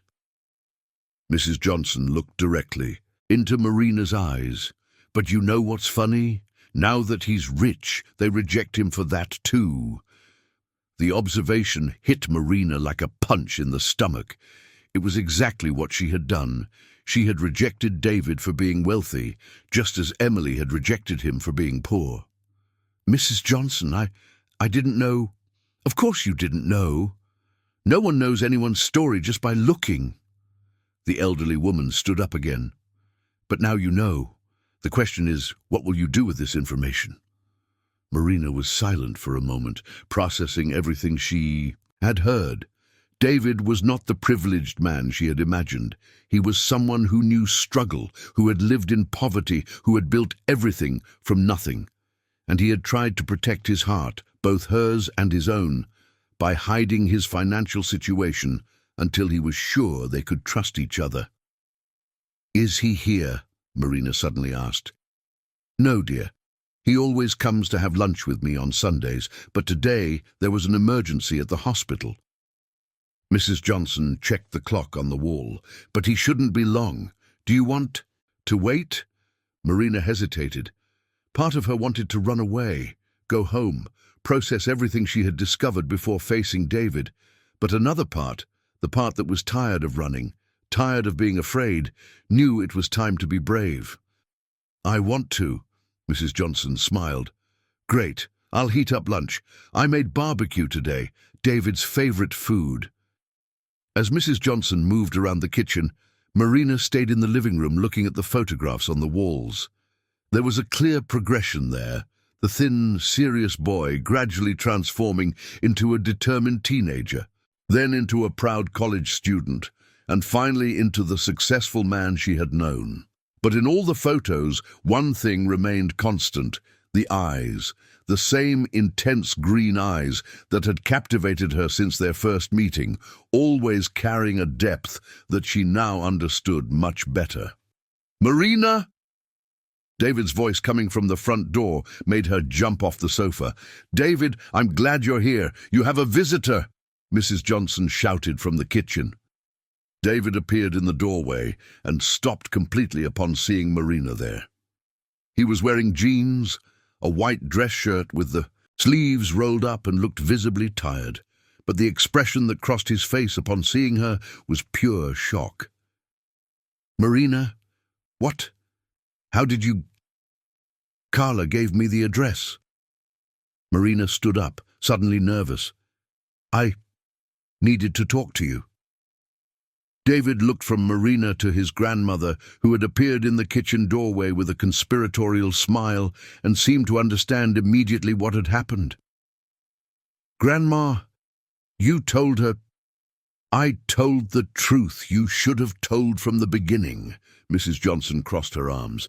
"Now you two are going to sit at this table and resolve this situation once and for all. I can't stand seeing my grandson suffering because of wounded pride." Marina and David exchanged glances, both slightly embarrassed by the elderly woman's direct interference. But there was something in the air between them, a tension that was not just discomfort, but also mutual recognition, as if they both knew it was time to stop running from difficult conversations. "Can we talk?" Marina asked softly. David nodded. "Sure. Do you want to go outside? There's a bench in the backyard." They stepped out through the back door into a small but well-kept backyard with some plants, a service area, and a wooden bench under a young mango tree. The silence between them stretched for a few minutes as they settled side by side, both looking at the plants instead of at each other. "Your grandmother told me your story." Marina finally broke the silence. "I figured." David sighed. "What did you think?" "That I was an idiot." The response came out more directly than she intended. "That I judged you completely wrong. That I let my traumas speak louder than anything good that was happening between us." David turned to look at her, and Marina saw surprise in his eyes. "Marina, let me finish." She took a deep breath. "I spent so much time building this image that I could do everything on my own, that I didn't need anyone, that when you showed up, it was as if my whole world was questioned. I never wanted to question your independence. I know. Now I know." Marina finally looked at him. "But at the time, it felt like you were trying to show me that my life was smaller, that my struggles were unnecessary because there were shortcuts I didn't know about." David shook his head. "I never thought of it that way. And you were right to hide your financial situation at first," Marina admitted with difficulty, "because I completely changed when I found out. I started questioning your motivations, seeing manipulation where there was none. Marina, you had reasons to be suspicious. I should have told you earlier." "Why didn't you?" David ran his hand through his hair, the nervous gesture that Sarah had learned to recognize. Because you looked at me as if I were special, like I was worth it." He smiled sadly. "And I was afraid. That would change when you found out about the difference between our lives. But our lives weren't that different, were they?" Sarah gently touched his hand. "You just ended up in a different place than I did. But the journey was similar." David intertwined his fingers with hers. "It was. But sometimes I forget that. Sometimes I feel guilty for having managed to escape the situation my grandmother is still living in, you know." Sarah looked out the kitchen window, where she could see Mrs. Johnson stirring pots, and understood something fundamental about David that had gone unnoticed. "Is that why you donate the systems to public hospitals?" "That's why, and because I know what it's like to be on the other side." David squeezed her hand. "Every time I see a nurse using my software to save a life, I remember my grandmother waiting 4 hours at a health clinic to be poorly treated." Sarah felt tears burning her eyes. "David, I'm so sorry. I'm so sorry for judging you so harshly. And I'm sorry for hiding who I am, for letting you find out in the worst possible way." They sat in silence for a few minutes, still holding hands, processing everything that had been said. Sarah felt as if an armor she had carried for years was finally coming apart, piece by piece. "David? Your grandmother said you're in love with me." David chuckled softly. "My grandmother talks too much." "Is it true?" He turned to face her completely. Completely, madly, desperately in love. Sarah felt her heart race, even after everything that happened. "Sarah, I fell in love with you in wrinkled uniforms and worn-out sneakers, talking about your struggles at the hospital." David gently touched her face. "Do you think I'm going to stop loving you because you're too proud and too afraid of getting hurt?" "And you?" Sarah asked, resting her face against his hand. "Will you be able to forgive me for being so unfair?" "Only if you forgive me for being a coward." David smiled. "And if you let me get to know Isabella better. She asked my grandmother if I liked her more." "She asked what?" Sarah felt her heart break. "Called here yesterday, crying, said that Mommy was sad and asked if I had done something wrong." Sarah closed her eyes, feeling guilty. She had been so focused on her own pain that she hadn't realized how David's absence was affecting Isabella. "What did you tell her?" "That she hadn't done anything wrong, but that sometimes adults need time to solve adult problems." David smiled. And that I don't stop caring about important people just because they are far away for a while. Sarah kissed him. It was an impulse, a sudden need to be closer to him, to confirm that he was real and there. David immediately reciprocated, pulling her closer, and for a moment Sarah completely forgot where she was. "Oh, how lovely!" Mrs. Johnson's voice made them quickly separate. The elderly woman was standing at the kitchen door with a huge smile on her face. "Now that's more like it. Come for lunch. The barbecue is ready." Sarah and David laughed, embarrassed like teenagers caught by their parents. "Shall we?" David stood up, extending his hand to her. "My grandmother makes the best barbecue in New York." "Let's go." Sarah accepted his hand. "But first, you're going to teach me how to make hot apple cider for the school harvest festival." "Why?" Sarah smiled. "Because you're going to help me at the booth. And I want you to learn to do things the traditional way, not by buying ready-made solutions." David laughed. "Deal! But only if you let me invite my grandmother to the festival." "Of course," Sarah replied immediately, then hesitated. "David, thank you for not giving up on us. Thank you for having the courage to come here." David kissed her forehead. "Now come on, before my grandmother comes to get us with a wooden spoon in hand." As they entered the house, Sarah felt something she hadn't experienced in a long time, the feeling that maybe, just maybe, she didn't have to carry everything alone, and that it didn't make her weaker, perhaps it made her stronger.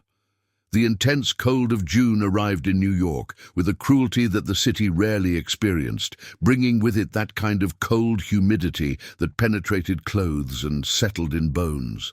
Sarah pulled her coat tighter around her body as she climbed the stairs of her building, carrying grocery bags and thinking about how nice it would be to get home and find Isabella and David watching cartoons on the couch, a scene that had become routine and comforting. In the past few weeks since their reconciliation, what she didn't expect to find when she opened the apartment door was total chaos. "Mommy!" Isabella ran to her, still in pajamas at 3 in the afternoon, clearly agitated. "The neighbor from 304 came here complaining that his house is freezing." Sarah left the bags at the entrance and looked around. David was kneeling on the living room floor, surrounded by tools she had no idea where they had come from, with his hands dirty from grease and a concentrated expression on his face. He was wearing an old t-shirt, jeans, with stains, and had a streak of oil on his forehead. "What's going on here?" Sarah asked, trying to process the scene. "The building's boiler broke." David stood up, wiping his hands on an equally dirty cloth. The building manager came knocking door to door, warning that there would be no heating until he could get a technician, which could take days. "In this cold? And why are you on the floor of my living room surrounded by tools?" "Because I said I could take a look." David wiped his forehead, smearing grease further. "I worked in a garage during my teenage years. Boilers aren't that different from engines." Sarah blinked a few times, trying to reconcile the image of the impeccably dressed executive David with the grease-covered man in front of her. "David, you don't have to." "I already told him he doesn't have to." The irritated voice of the building manager echoed down the hallway. Mr. Johnson, a 60-year-old man who had managed the building for 2 decades, appeared at the door carrying more tools. But he insisted. He said he wouldn't let the kids and the elderly freeze because of my incompetence. "Mr. Johnson, you are not incompetent." David took a wrench from his hands. "The boiler is old. These things happen." "Old is an understatement." Mr. Johnson sighed heavily. "This thing is 30 years old. The condo doesn't have the money to replace it." Sarah watched the interaction between the two men with growing fascination. There was something in David's demeanor she had never seen before. A practical ease, a familiarity with manual work that completely contrasted with his usual image as a well-dressed executive. "Uncle David, can you really fix it?" Isabella asked, clearly impressed with the tools scattered around the room. "Let's find out, Princess," David smiled at her. "How about you help me by taking these tools to the basement?" "Can I?" Isabella perked up immediately. "Mommy, can I help Uncle David?" Sarah was about to say no, that it was dangerous, that David didn't need to get involved in this, when she stopped and really looked at the scene. Isabella was excited. David seemed genuinely confident, and Mr. Johnson, whom she had known for 6 years and who rarely showed gratitude for anything, was looking at David as if he were some kind of savior. "You can, but be careful," Sarah heard herself say, "and put on a jacket, it's cold." 2 hours later, Sarah went down to the basement of the building carrying a thermos of coffee and found a scene she could never have imagined witnessing. David was lying on the cement floor, with his upper body shoved inside the old boiler, while Isabella held a flashlight and Mr. Johnson read instructions aloud from a worn manual. Other residents of the building had joined the group. Mrs. Thompson from 101 with her eternal cup of coffee, the young couple from 202 with their baby in arms, and even the grumpy old man from 404 who never greeted anyone. "Pass me the Phillips screwdriver, Isa." David's voice echoed from inside the boiler. "The smallest one." "This one?" Isabella searched among the tools with scientific seriousness. "Perfect. Now shine the light here on the left. That's it." Sarah approached, offering coffee to the eagerly waiting residents.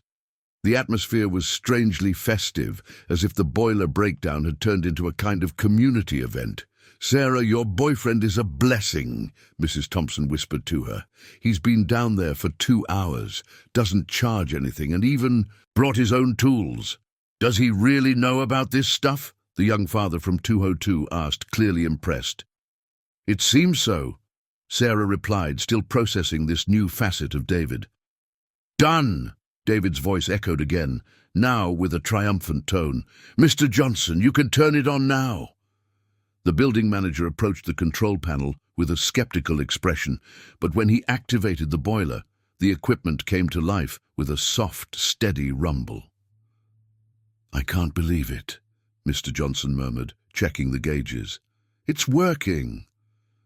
A small, spontaneous applause echoed through the basement as David emerged from the boiler, completely covered in grease, but with a satisfied smile on his face. Isabella threw herself into his arms, clearly proud to have participated in the repair. "How did you do it?" Sarah asked, offering him a towel to clean himself. The pressure valve was clogged, and the thermostat was out of calibration. David explained while trying to wipe the grease off his hands. "Nothing too complicated, just needed someone with the patience to clean everything properly." "David, I don't know how to thank you." Mr. Johnson approached, visibly moved. "How much do I owe you?" "Nothing." David shook his head. "We're neighbors, right? Neighbor helps neighbor." Sarah observed the genuine surprise on the faces of the building manager and the other residents. It was clear that selfless generosity was not something they encountered often. "At least let me pay for the parts you brought," Mr. Johnson insisted. "The parts I had at home, leftovers from other repairs." David stuffed the tools into an organizer box. "But if you want to pay me something, keep the boiler clean. A cleaning every 6 months prevents this kind of problem." As the residents dispersed, returning to their warm apartments and clearly relieved, Sarah helped David gather the tools. There was something different in the air between them, a new intimacy, as if she had just discovered an important piece of his personality that had been hidden. "Since when do you have a complete toolbox?" Sarah asked as they climbed the stairs. "Always," David laughed. "Old habits from my teenage years. You never know when you'll need to fix something." "Don't you find it strange? A successful businessman crawling on the floor to fix an old building's boiler?" David stopped in the middle of the stairs and looked at her with a serious expression. "Sarah, I grew up in a place where either you learn to fix things or they stay broken forever." He adjusted the toolbox in his arm. "Money doesn't erase that from us. And honestly, I wouldn't want it to. When they reached the apartment, Isabella ran to take a bath as Sarah had instructed, and David went to the kitchen to wash his hands in the sink. Sarah watched him from a distance, noticing how naturally he moved in her domestic space, as if he belonged there. David. He turned around, still drying his hands. Hands. On a dish towel. Thank you. For what? For being you. Sarah moved closer to him. For not trying to solve everything with money. For rolling on the dirty ground to help people you barely know. David smiled, pulling her closer. Sarah, I have money now, but that doesn't change who I am inside. He gently kissed her forehead. And who I am is a guy who learned that we can only be happy when we take care of each other. Even when others are annoying and suspicious like me.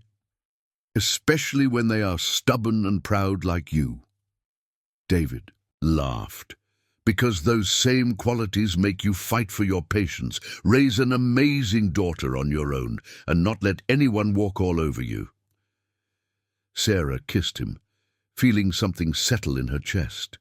It was the sensation that all the pieces were finally falling into the right place. The following Saturday, David showed up at her apartment with a mysterious bag and a conspiratorial expression. What is this? Sarah asked, watching him pull ingredients from the bag. Fresh ginger, cinnamon sticks, cloves, whiskey, crystal sugar. Practical lesson in traditional hot apple cider, David announced solemnly, as promised. No pre-made mixes or modern shortcuts. Did you research recipes? I did my research and tested them. David began organizing the ingredients on the kitchen counter. I made 3 different versions last week to make sure which one is best. Sarah laughed, imagining David in her certainly modern and equipped kitchen, testing hot apple cider recipes as if it were an engineering project. And which one was best? Your mum's. David turned with a mischievous smile. I called her yesterday and asked for the official Oliveira family recipe. Sarah was taken aback. You called my mom? I did. We talked. For 2 hours. David started grating the ginger. She told me stories about all the harvest festivals you organized when you were little, and she made me promise to follow her recipe to the letter. No unnecessary innovations. My mum said that? Word for word, David mimicked the lady's voice. David, my daughter is stubborn, but she has a good heart, and hot apple cider is serious business. No improvisation allowed. Sarah burst out laughing, perfectly envisioning her mom saying exactly that. And what else did you talk about? About you? David stopped grating and looked at her seriously. She told me how you were after Robert left, how you closed yourself off, how you stopped trusting people. Sarah felt something constricting in her chest. David. No, let me finish. He moved closer to her. She also told me that she had never seen you as happy as you were in the last few weeks before we fought, and that I had the responsibility not to ruin that. My mom said that. She did, and more. She said that if I hurt you or Isabella, she would come personally to New York to give me a few slaps. David laughed. David, I loved your mom, by the way. She invited me to spend Mother's Day with you guys. Sarah leaned on the counter, processing the fact that David had talked to her mom for 2 hours, as if he were already family. Isabella, David called, come learn how to make Grandma's hot apple cider. Isabella appeared in the kitchen in her pajamas, still looking sleepy, but immediately perked up upon seeing the spread of ingredients. Are we going to make it just like Grandma does? Exactly, David confirmed. But first, what is the main secret of hot apple cider? Isabella thought. Seriously. Not letting it boil. Exactly, David clapped his hands. And why can't it boil? Because Because, Isabella frowned, trying to remember, because when it boils, the alcohol evaporates and loses its charm, Sarah completed, and because the ginger gets too strong. Perfect. David began teaching the process step by step, explaining each ingredient and its function, teaching Isabella to stir the pot with slow circular motions, showing how to recognize the right point by color and aroma. Sarah watched them work together, feeling an almost painful tenderness. David had infinite patience with Isabella, answering all her questions without hurry, letting her truly participate instead of just watching. And Isabella was absorbing everything with the seriousness of a little scientist. "Mummy, try it!" Isabella offered a spoonful of the still warm hot apple cider. "Is it just like Grandma's?" Sarah tasted, closing her eyes to analyze the flavor. It was perfect. Sweet, just right. With the warmth of ginger balanced by the smoothness of cinnamon, the alcohol present but not aggressive. "It's identical," she confirmed, and saw the pride shining in Isabella's eyes. "Now can we make corn pudding?" Isabella asked hopefully. "Hold on, Princess," David laughed. "One thing at a time. Corn pudding is for next week." "Promise?" "I promise." David affectionately ruffled her hair. "But only if you help me organize things for the school festival." As they cleaned the kitchen together, Sarah felt something she hadn't experienced in a long time. The feeling of a complete family. It wasn't just her and Isabella against the world. It was her, Isabella, and David working together, taking care of each other, building memories. "David?" Sarah said softly when Isabella went to watch TV. "Were you serious about wanting to meet my mum?" "Completely serious." David stopped drying the dishes and looked at her. "Sarah, I want to meet your family. I want them to see me as part of your lives. And what if they don't like you? Then I'll have to win them over." David smiled. "Just like I had to win you over." Sarah pulled him closer, resting her forehead against his. "You didn't have to win me over. I was already interested since the first coffee." "Really?" David seemed genuinely surprised. "You looked so cautious." "I was terrified," Sarah admitted, "but interested, very interested. And now? Now I'm in love." The words came out, before she could censor them, honest and straightforward.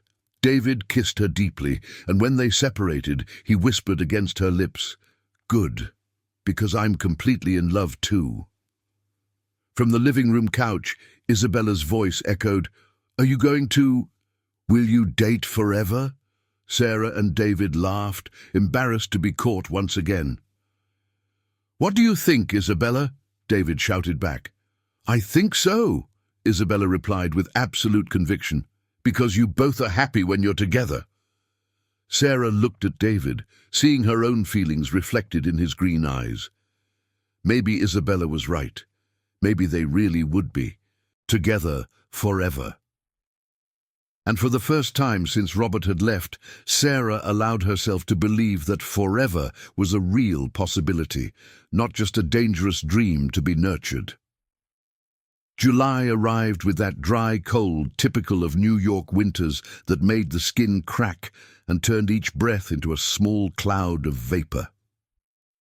Sarah was in the break room of the hospital, having her third cup of coffee in the early morning and trying to keep her eyes open during a break between surgeries, when her phone vibrated with a message that would completely change the course of her life. "Sarah, I need to talk to you urgently. It's about a job opportunity that came up for me. Can I call you when I get off my shift? David." She frowned, rereading the message. David rarely talked about work with her, and never with such urgency. In the past few weeks, since their reconciliation, they had found a comfortable rhythm.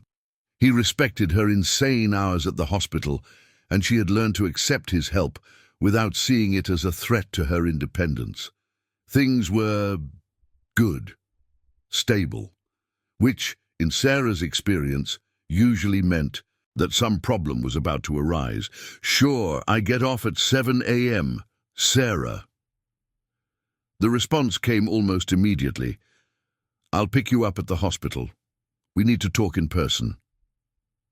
Sarah put her phone away, feeling a familiar unease settling in her stomach. There was something in the tone of the messages that made her nervous, a formality that hadn't existed between them for weeks. When David appeared at the entrance of New York General Hospital at 7:15 in the morning, Sarah immediately knew her suspicions were correct. He was impeccably dressed, navy suit, sober tie, perfectly styled hair, as if he had just come from an important meeting, or as if he were preparing for one. "Hi." Sarah approached, noticing how tense he seemed. "What's with that face?" "Hi." David kissed her on the cheek, but it was a quick, distracted kiss. "Can we talk in the car? I brought coffee and pastries from the bakery you like." During the 15-minute drive to her apartment, they talked about trivialities, her shift, the cold, weekend plans. But Sarah sensed the growing tension in the air, as if David were mentally rehearsing a difficult conversation.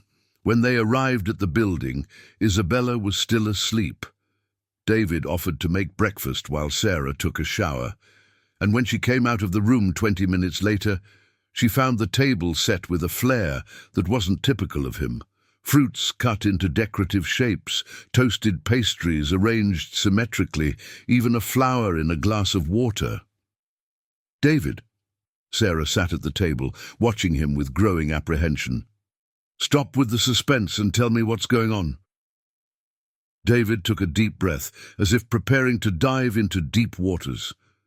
"I received an offer yesterday afternoon to expand my business to the United States." Sarah felt something cold settle in her stomach. "What kind of offer?" "A partnership with an American hospital group. They want to implement my management system in 20 hospitals on the East Coast and then expand it nationwide." David sat at the table but didn't touch the coffee. "It's a unique opportunity, the kind of thing that comes once in a lifetime." "And?" Sarah kept her voice carefully neutral, even though her heart was racing. "And it would require me to move to Boston for at least 2 years, to oversee the implementation, train teams, adapt the system for the American market." The silence that followed was thick, laden with everything that wasn't being said. Sarah took a sip of coffee, using the time to process the information and try to control the avalanche of emotions threatening to explode. 2 years, she repeated slowly. 2 years. David confirmed, and there was something in his voice that sounded like a preemptive apology. Sarah stood up from the table, walking to the window of the living room. Outside, New York was slowly waking up under the grey winter sky. People going to work, children going to school, life following its normal, predictable rhythm, a rhythm that was about to be completely shattered. "Is it a good opportunity?" she asked, not turning around. "It's incredible," David replied honestly. "Financially, professionally, it would be a huge leap." "Then you're going." It wasn't a question. It was a statement. Sarah knew David well enough to know he wasn't there to discuss whether he should accept or not. He was there to announce a decision already made. "Sarah, please turn around and look at me." She turned, and the expression on his face confirmed her worst suspicions. It was the expression of someone who had made a difficult but necessary decision. "I haven't accepted yet." David stood up, approaching her. "I wanted to talk to you first." "Why?" The question came out more aggressively than Sarah intended. "To give me the illusion that I have some control over this situation." "No, to—" David ran his hand through his hair. "To see if you would consider going with me." Sarah stared at him in absolute shock. "What?" "You and Isabella come with me to Boston." David spoke quickly, as if he wanted to get all the words out before losing his courage. "I know it's crazy. I know it's asking too much, but Sarah, I can't imagine my life without you two." David. Sarah sat heavily on the sofa, feeling her legs weaken. You're asking me to leave my entire life, my job, my family, to go to a country where I don't know anyone. Nobody, I don't speak the language well, and I don't have a recognized profession? I would take care of everything. Work visa, English course, validation of your diploma. David sat next to her, taking her hands. Sarah, there, you could work in first world hospitals with equipment that doesn't even exist here. It would be an incredible opportunity for you, too. Sarah pulled her hands away from his. David, are you hearing what you're saying? You're asking me to become dependent, to abandon everything I've built here and stay in your shadow in another country. That's not it. It is exactly that. Sarah stood up again, agitated. There I wouldn't be Sarah, the competent nurse who has worked for 10 years at New York General Hospital. I would be David Anderson's Brazilian girlfriend that he brought out of charity. Sarah, stop! You know I don't think that way. Do I? Sarah turned to face him. Because to me, it seems like you've made a decision about your future without consulting me. And now you're trying to fit me into that future as a convenient accessory. David was silent for a moment, clearly struggling to find the right words. Sarah, I love you. I love both of you more than any career or money. He moved closer to her again. But this opportunity, it's the dream of my professional life. It's a chance to take my work to another level, to impact millions of lives. And I should sacrifice my life for your dreams. No, I'm trying to find a way for us to realize our dreams together. Together? Sarah laughed, but it was a bitter sound. David, you've spent the last few weeks convincing me that you knew me, that you understood my struggle for independence, and now you're asking me to give all that up. I'm asking you to trust me, and I'm asking you to understand me. Sarah felt tears of frustration burning her eyes. David, I spent 4 years rebuilding my life after Robert left. 4 years proving to myself that I could take care of myself and Isabella alone. And now you want me to throw all that away? David sat back down, looking defeated. What do you want me to do, Sarah? Refuse the opportunity of my life? I want you to stop pretending that this decision is about both of us. Her voice rose in pitch. You've already decided that you're going. You're here trying to convince me to go along to ease your guilt for abandoning me. I'm not abandoning you. No. Sarah crossed her arms. Then stay. The silence that followed was absolute. David stared at her for a long moment, and Sarah saw the exact moment he understood that she was testing him, that she had put an ultimatum on the table. Sarah, he began softly, you know it's not fair to ask me to choose between you and my career. It's no more unfair than you asking me to choose between you and mine. They stared at each other for several seconds, both understanding that they had reached a fundamental impasse. Sarah felt her heart breaking, but also a growing anger at the clarity of the situation. David was going to Boston, with or without her, because his career was more important than their relationship. "Mommy!" Isabella's sleepy voice broke the tense silence. She appeared in the doorway in her pajamas, rubbing her eyes. "Why are you guys fighting?" Sarah and David immediately changed their expressions, trying to disguise the conflict so as not to scare the child. "We're not fighting, Princess." David knelt down to be at her level. "Just talking about adult things." "Sad things?" Isabella asked, always perceptive. David looked at Sarah over Isabella's head, and she saw her own pain reflected in his green eyes. "A little sad, yes," David admitted. "Sometimes adults have to make tough decisions." "What kind of decisions?" Sarah moved closer, picking Isabella up in her arms. "Isa, how about having breakfast? Uncle David made toast just the way you like it." Isabella accepted the distraction. but Sarah noticed that she continued to watch the two adults with a concern that shouldn't exist on the face of an 8-year-old. During breakfast, they maintained a forced, normal conversation about weekend plans, the upcoming school harvest festival, and school holidays. But there was a palpable tension in the air, and Sarah knew that Isabella was picking up on that energy even without fully understanding what was happening. When David prepared to leave, Isabella hugged him with extra strength. "Uncle David, are you coming back this afternoon?" David hesitated, looking at Sarah. "Not today, Princess. I have some important meetings." "And tomorrow?" "We'll see, okay? It depends on some things that adults need to sort out." Isabella nodded, but Sarah saw the worry growing in her daughter's eyes. It was the same expression she had made when Robert started to show up less and less at home. After David left, Sarah sat on the couch and pulled Isabella onto her lap. "Isa, can I explain something to you?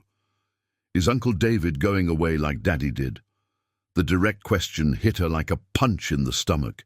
It was exactly what she had feared from the very beginning, that Isabella would get attached to David and then be abandoned again. "Uncle David may need to travel for work." Sarah chose her words carefully. "For a long time." "And we can't go with him?" "It's complicated, sweetheart. His job is very far away, and Mommy's is here." Isabella was silent for a few minutes, processing the information with the seriousness of a child who had experienced abandonment before. "Mummy, if he leaves, will you be sad like you were when Daddy left?" Sarah felt tears burning her eyes. "Maybe. But the difference is that now I know we'll be okay, even when we're sad. Because do we have each other?"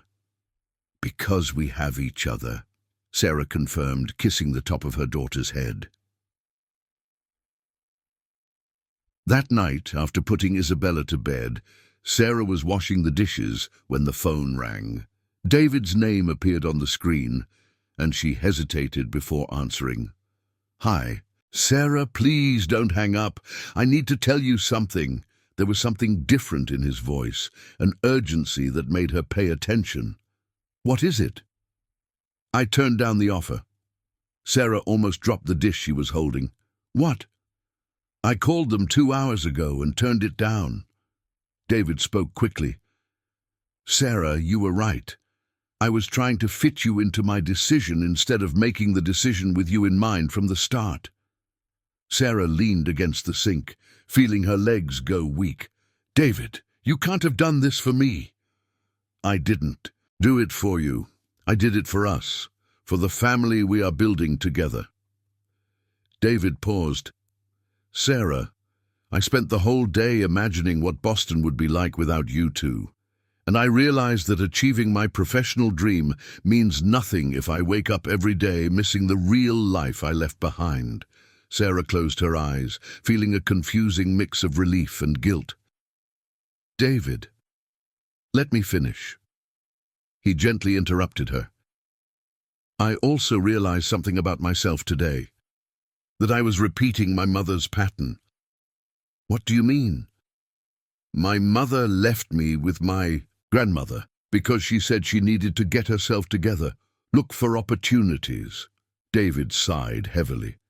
"She chose her uncertain future over the family she already had, and today I was doing the same thing." Sarah felt silent tears streaming down her face. "David, I don't want you to resent me for this in the future." "Sarah, listen to me carefully." His voice became firm, resolute. "I love my job. I love what I've built. But I love you too more than anything in the world. And true love isn't about choosing between important things. It's about discovering what is truly most important. And what is that? You two, waking up in the morning with Isabella jumping on the bed, seeing you come home tired from your shift, but smiling when you see me, being part of a real family for the first time in my life."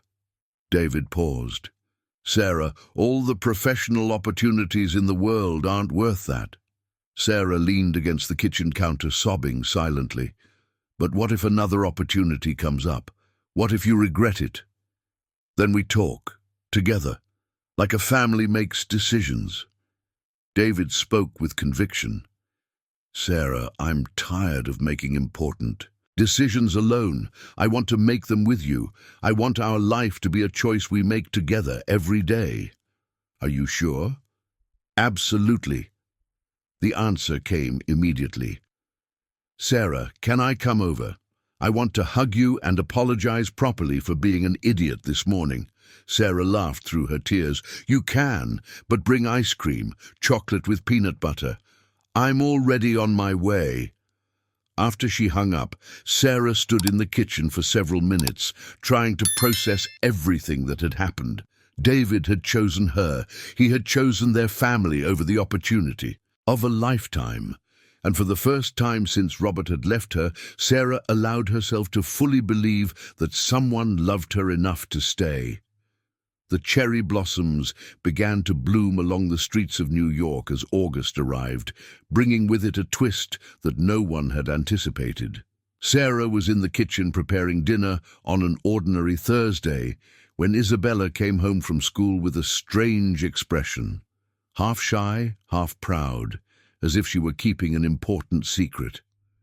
"Mom, I need to show you something." Isabella pulled a folded sheet of paper from her backpack. "It's my school essay." Sarah dried her hands on a towel and took the paper, noticing the red stamp at the top. "Grade A, congratulations," in Emily's neat handwriting. The title of the essay was My Family, written in Isabella's careful script. Sarah began to read, and with each line she felt something stirring in her chest. "My family is small but very special. It has me, my mum, Sarah, and David, who is my mum's boyfriend, but also like a dad to me.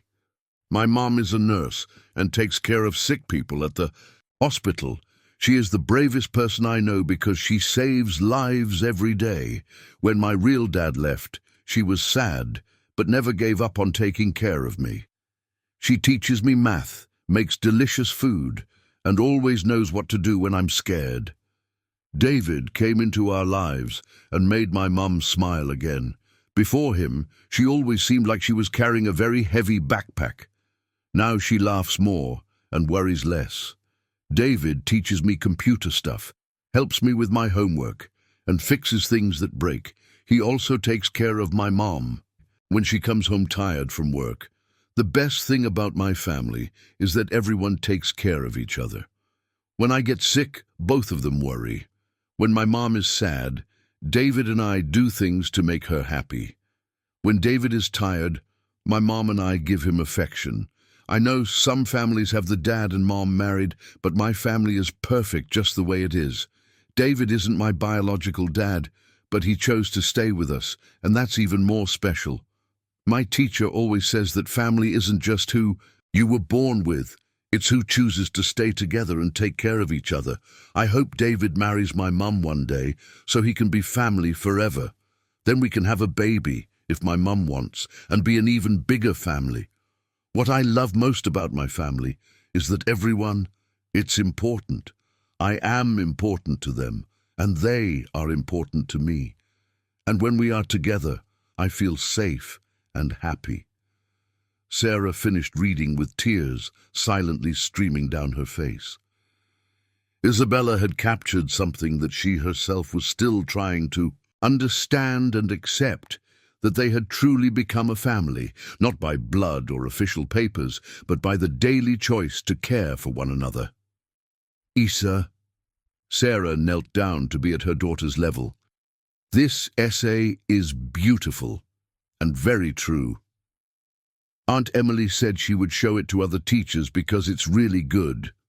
Isabella beamed, and she asked if she could meet David at the school harvest festival.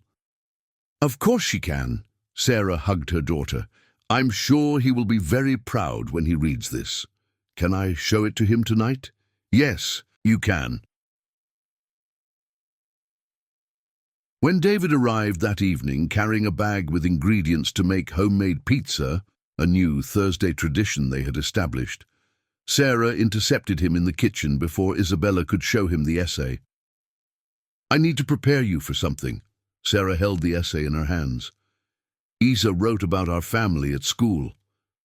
"That's great. What did she write?" "Read first, then we'll talk." Sarah handed him the paper. David leaned against the kitchen counter and began to read. Sarah watched the expressions passing across his face. Surprise, emotion, something that seemed almost reverent. When he finished, he stood still for a long moment, just holding the paper. "David." He looked up, and Sarah saw that his eyes were shining with unshed tears. She sees me as a father." "She does." "Sarah, David ran his hand over his face. "I never imagined this was possible, to have a real family. And how do you feel about that?" David stepped closer to her, taking her hands. "Scared, honored, completely in love with both of you." He paused. "Sarah, can I ask you a serious question?" "Of course."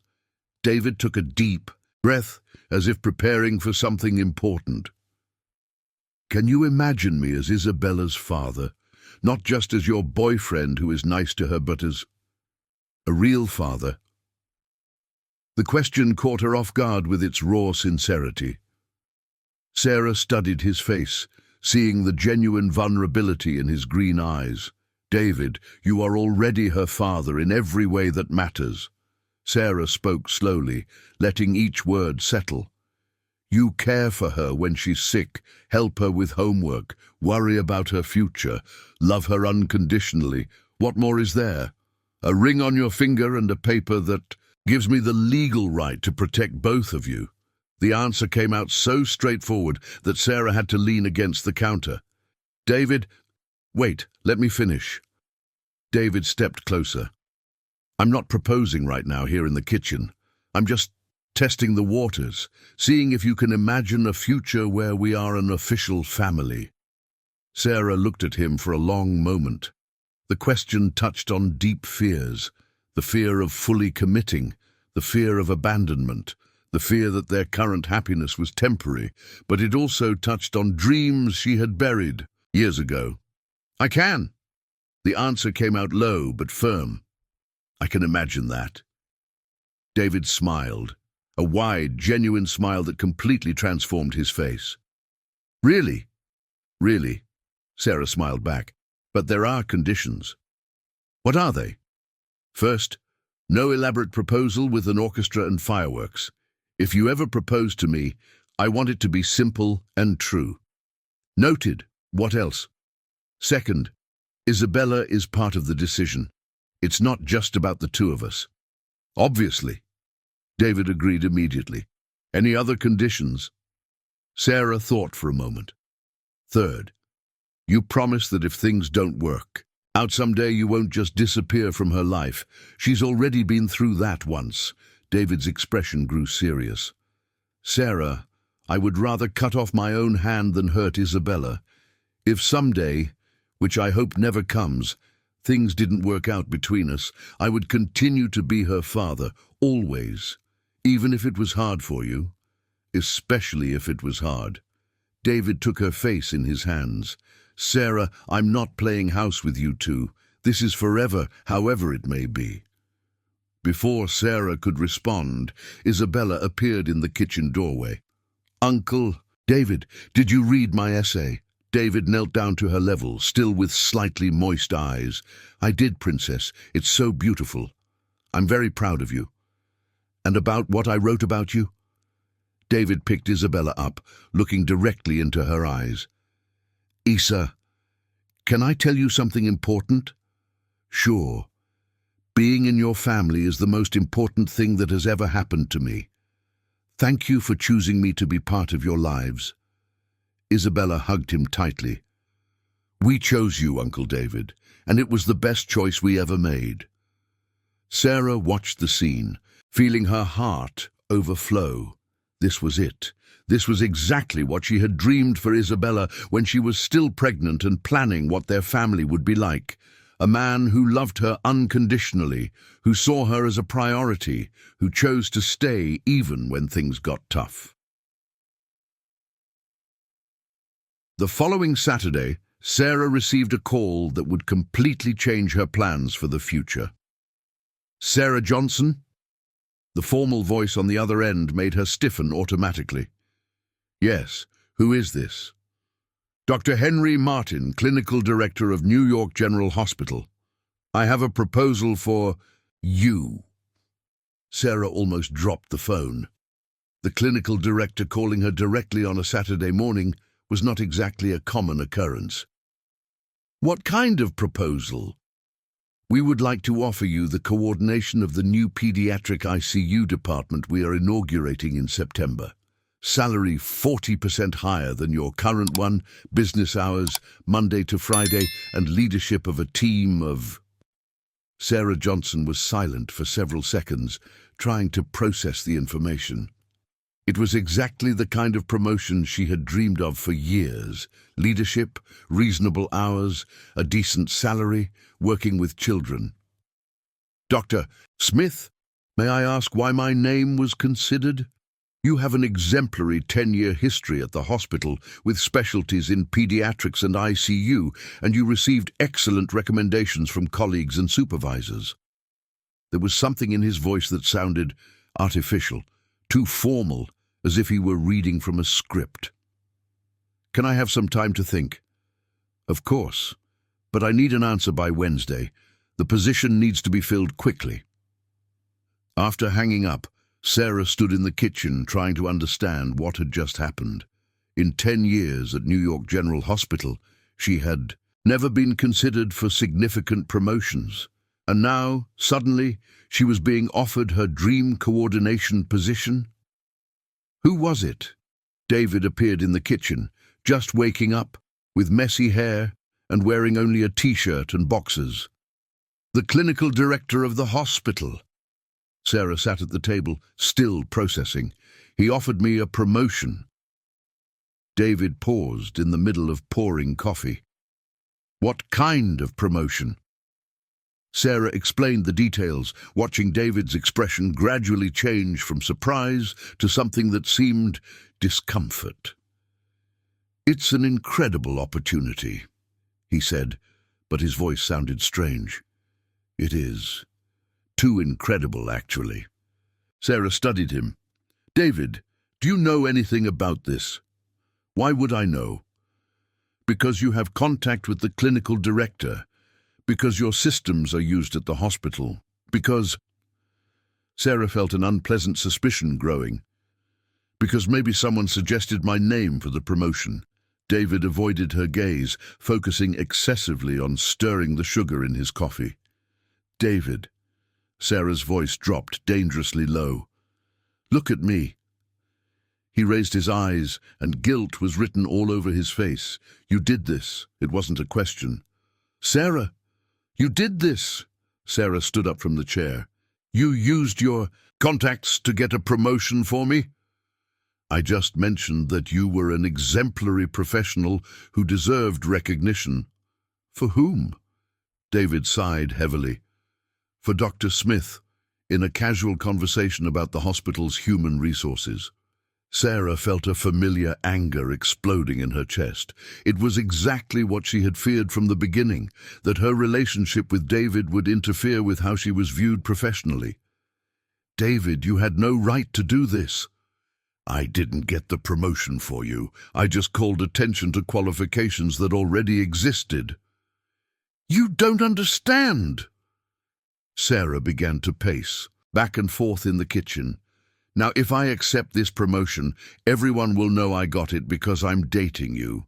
My professional credibility will go down the drain. Sarah, you are the most qualified nurse in that hospital. Any rational person knows that. Any rational person also knows that promotions don't come out of nowhere after 10 years. Sarah stopped pacing and faced him. "David, you destroyed the only thing I managed to build on my own, my professional reputation. That's not true. It is. Sarah felt tears of anger burning her eyes. Now it doesn't matter. If I accept or refuse the promotion, if I accept, I'm the girlfriend who got the position because of favoritism. If I refuse, I'm the proud one who rejected an opportunity out of spite.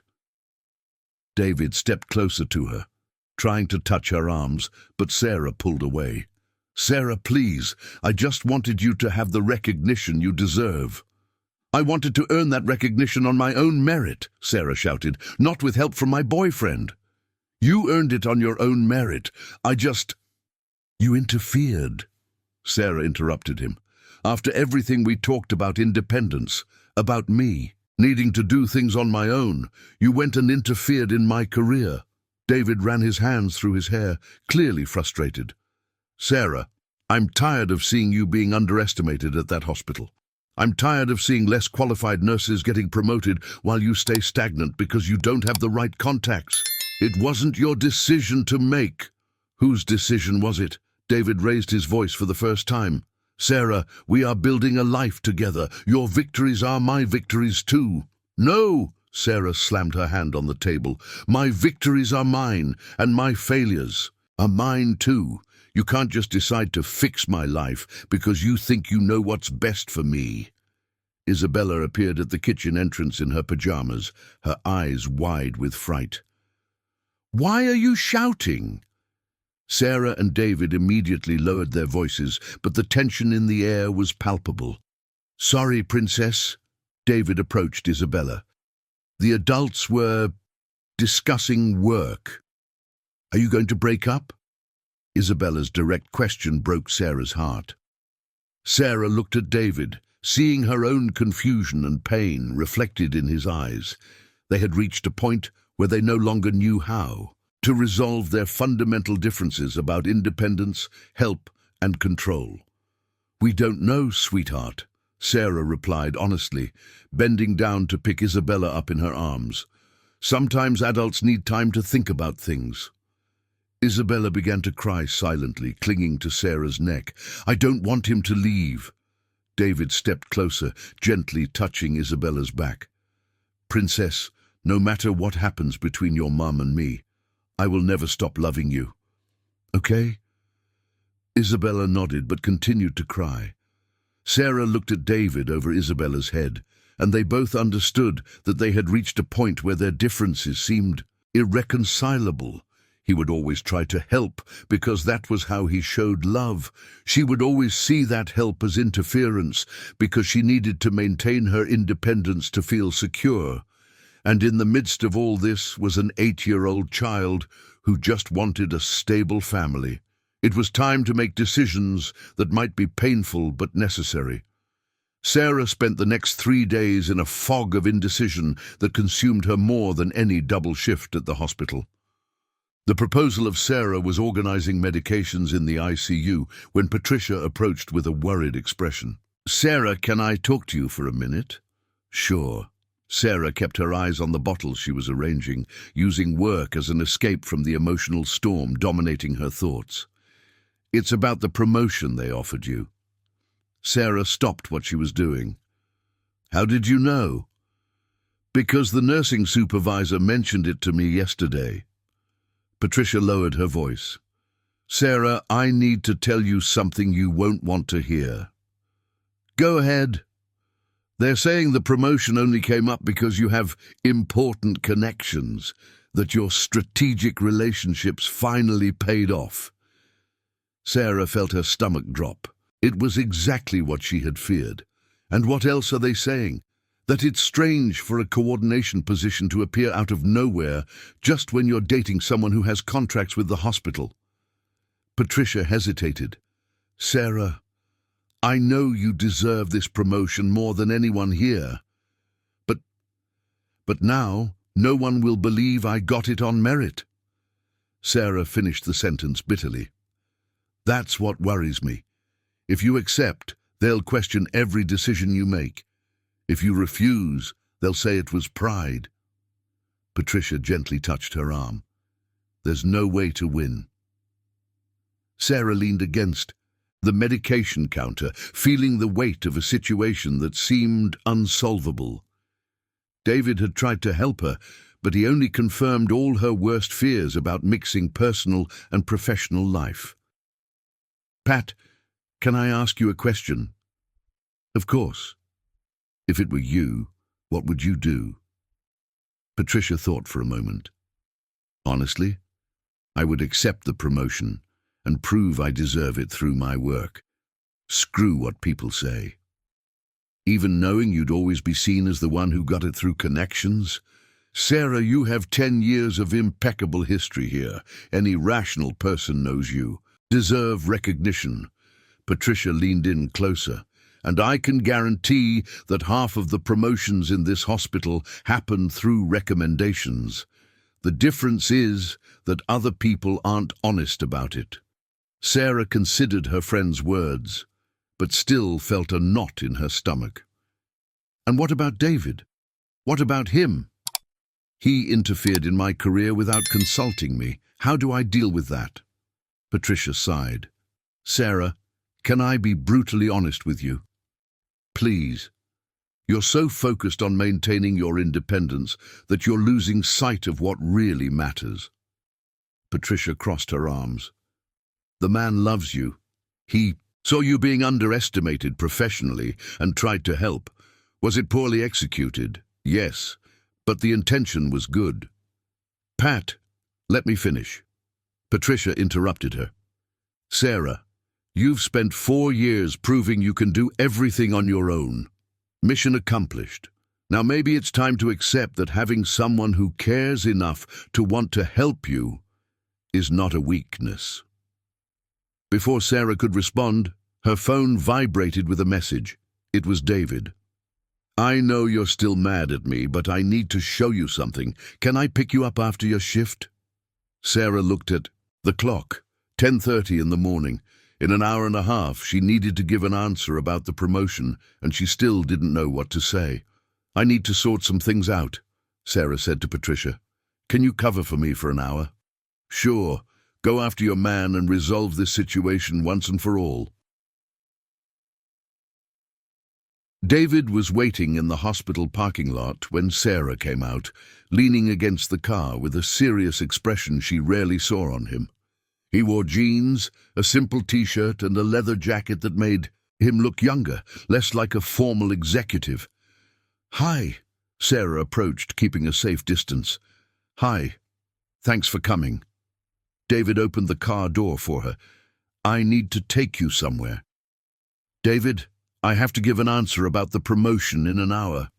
"I know. That's what I want to talk to you about."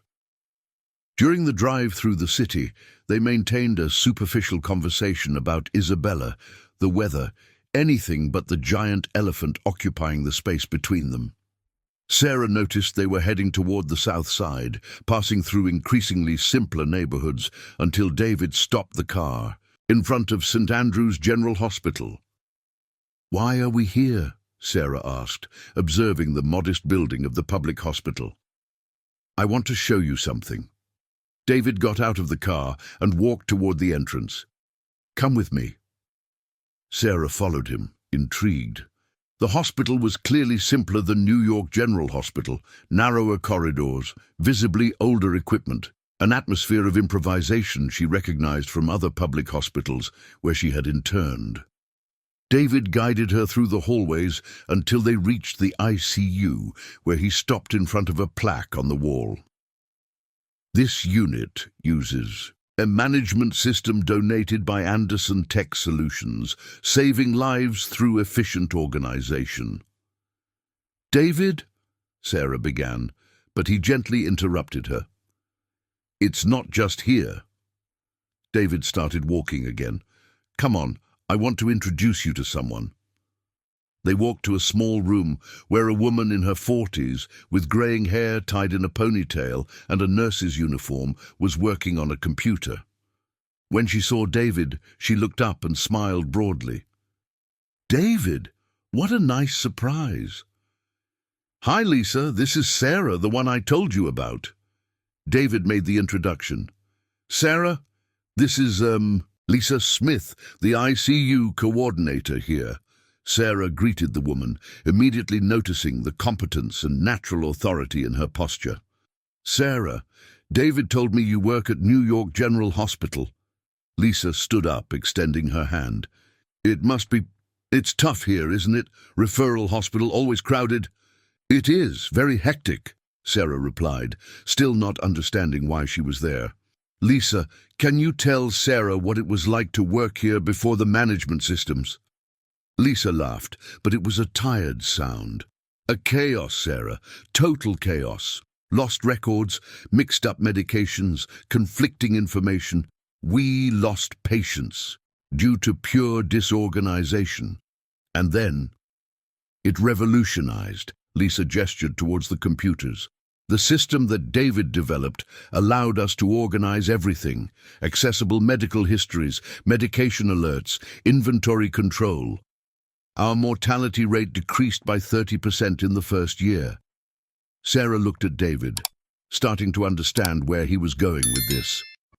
And Sarah, Lisa continued, the most incredible thing is that he donates all of this. Doesn't charge a dime.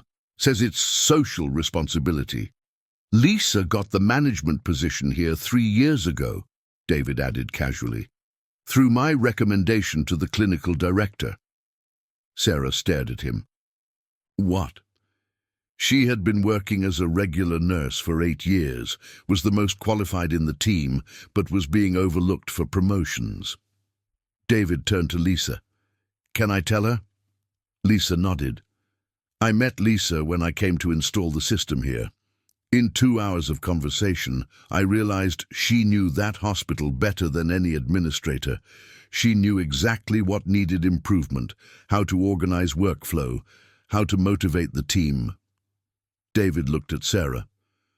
So I called the director and told him that if they really wanted to take advantage of the new system's potential, they needed to put someone competent in management. And did it work? Sarah asked Lisa. It worked. And 3 years later, our ICU has one of the best efficiency rates in the South Side. Lisa smiled. Sarah, can I tell you something? When someone competent recognizes talent and makes a recommendation, it's not favoritism, it's efficiency. Sarah fell silent, processing the information. Sarah, David continued gently, I didn't try to get a promotion for you. I simply called attention to qualifications that already existed and were being ignored, just like I did with Lisa, just like I do with any competent professional I find being underestimated. But Sarah, Lisa interrupted, the difference is that you already have a 10-year history at New York General Hospital. Your competence is proven. If someone questions your merits because of a recommendation, it's because they don't know your work. David touched Sarah's arm gently. Can I show you one more thing? They said goodbye to Lisa, and David led her to a computer at the nursing station. Remember, I told you I developed the system thinking about people like my grandmother. I remember. David opened the system and showed a statistics screen. Since we started donating the systems to public hospitals in New York, the overall mortality rate due to medical errors has decreased by 22%. That's approximately 400 lives saved per year. Sarah looked at the numbers on the screen, feeling something stirring in her chest. Sarah, every time you use this system at New York General Hospital, you are part of this. You save lives not only through your direct work, but through the organization that allows your work to be more efficient. David turned to face her. When I saw you being overlooked for promotions, it wasn't just personal injustice that bothered me. It was a waste of talent that could be saving more lives. Sarah leaned against the counter, feeling the defenses she had built starting to crumble. David. Sarah. I know I interfered without consulting you, and I apologize for that. He stepped closer. But I won't apologize for believing you deserve recognition.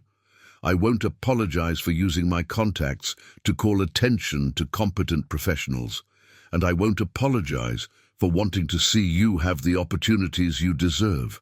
Sarah closed her eyes, fighting against tears that threatened to fall. But what if people always see me as the one who got ahead through favoritism? Then you prove them wrong through your work. David touched her face gently. Sarah, you have already proven your competence. Now it's time to take the place you deserve. And what if I can't? What if I'm not good enough to manage? Then you learn, just like any competent person does when taking on new challenges. David smiled. Sarah, I've seen you saving lives in impossible situations. Managing a team will be a piece of cake for you. Sarah finally looked at him. Do you really believe that? Completely. And do you know why? David pulled her closer. Because I know you. I know you never accept anything less than excellence from yourself. I know you care more about patience than about internal politics. I know you have the courage to make tough decisions when necessary. How can you be so sure? Because I fell in love with a woman who works 12-hour shifts to save lives, who raises a daughter alone without ever playing the victim, who has the courage to argue with me in the middle of the park when she stands up for her beliefs. David kissed her forehead. If this woman can't manage an ICU, then no one can. Sarah felt her last resistances melting away. David, I'm sorry for being so hard on you. I know you just wanted to help me. And I'm sorry for interfering without consulting you. I promise that next time we'll discuss these things together before I take any action. Sarah hugged him tightly, finally feeling at home in his arms. David? I'm going to accept the promotion. Are you sure? I am. And if anyone questions my merits, I will simply work until there are no more. Or doubts. Sarah stepped back to look at him. But I need one thing from you. Anything. I need you to stop trying to protect me from everything. Let me fight my own battles too. David laughed. Deal. But if you need backup in any battle, can I join? You can, as long as it's as a partner, not as a savior. Partners. David extended his hand to her. Forever. Sarah shook his hand. Forever. When they returned to the car, Sarah checked the time. She still had 15 minutes to call the hospital and accept the promotion. But before that, there was something more important to do. David, can I ask you a favor? Of course. Let's pick up Isabella from school and tell her about the promotion together. I want her to understand that we made this decision as a family. David smiled. That broad and genuine smile that had won Sarah's heart since their first date. I love when you say as a family. Why? Because it means you finally accept that you're not alone in this. Sarah laughed, feeling a lightness she hadn't experienced in days. I think I've never been alone. It just took me a while to realize. As they drove toward Isabella's school, Sarah called the hospital and accepted the promotion. Then she called Patricia and shared the news, listening to her friend's joyful screams over the phone. Now, David said when she hung up, we need to plan a celebration worthy of this. What do you have in mind? Pizza, ice cream, a Disney movie, and maybe a talk about future plans. Sarah looked at him, seeing in his green eyes all the dreams they could build together. What kind of plans? The kind that involve rings, a white dress, and a ceremony where I officially promise to love you both forever. Sarah felt her heart race. David Anderson, are you proposing to me in traffic? No, David laughed. I'm just testing your reaction to the idea. The official proposal will be much more romantic than this. How so? You'll have to wait to find out, David winked at her. But I can give you a hint that it will involve a very special person delivering the ring. Sarah raised an eyebrow. Who? Our daughter. 3 weeks later, Sarah was in the new coordination room of the pediatric ICU at New York General Hospital, watching through the window as the trees in the inner courtyard began to bloom with the first flowers of spring. August was coming to an end, and with it, all the tension and uncertainty that had marked the last few months. The transition to the new position had been smoother than she expected. Her team respected her, results were starting to show, and the gossip about favoritism had significantly decreased when it became clear that she knew exactly what she was doing. "Mommy!" Isabella's excited voice echoed down the hallway, quickly followed by running footsteps. It was Saturday, and David had brought the girl to see Sarah's new workplace, an outing that had become a tradition over the past few weekends. "Isabella, don't run in the hospital," Sarah shouted, but she was smiling. Seeing her daughter happy and comfortable in that environment that was part of their lives was comforting. David soon appeared behind her, carrying a cooler and wearing a slightly nervous expression that Sarah had learned to associate with his special surprises, which usually involved elaborate plans he pretended were casual. "I brought lunch," David announced, lifting the cooler. "Sandwiches from the bakery in Brooklyn, fresh orange juice, and," he paused dramatically, "homemade corn pudding." "You made corn pudding?" Sarah raised an eyebrow, impressed. "Grandma Johnson taught me," Isabella chimed in. "I helped roll it." "It's true," David confirmed. "We spent the whole morning in my grandma's kitchen, learning the Montenegro family's secrets for the perfect corn pudding." Sarah watched the two with growing tenderness. In the past few weeks, since she accepted the promotion, and they had definitively resolved their issues regarding independence and mutual support, their relationship had reached a naturalness that sometimes surprised her. David had found the perfect balance between caring for her and respecting her space, while she had learned to accept help without seeing it as a threat to her autonomy. "We can have lunch in the break room," Sarah suggested. "It's small, but it has a nice view of the garden." They settled into the small room, reserved for coordination, spreading the sandwiches on a round table surrounded by simple chairs. The atmosphere was familiar, comfortable, as if they had done this hundreds of times before.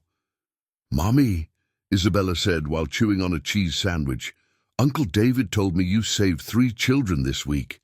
"It wasn't just me, sweetheart, it was the whole team," Sarah corrected automatically, but smiled at the genuine pride in her daughter's voice. "But you coordinated everything," David added. "Isabella is right to be proud." Sarah looked at both of them, feeling a wave of gratitude that surprised her with its intensity.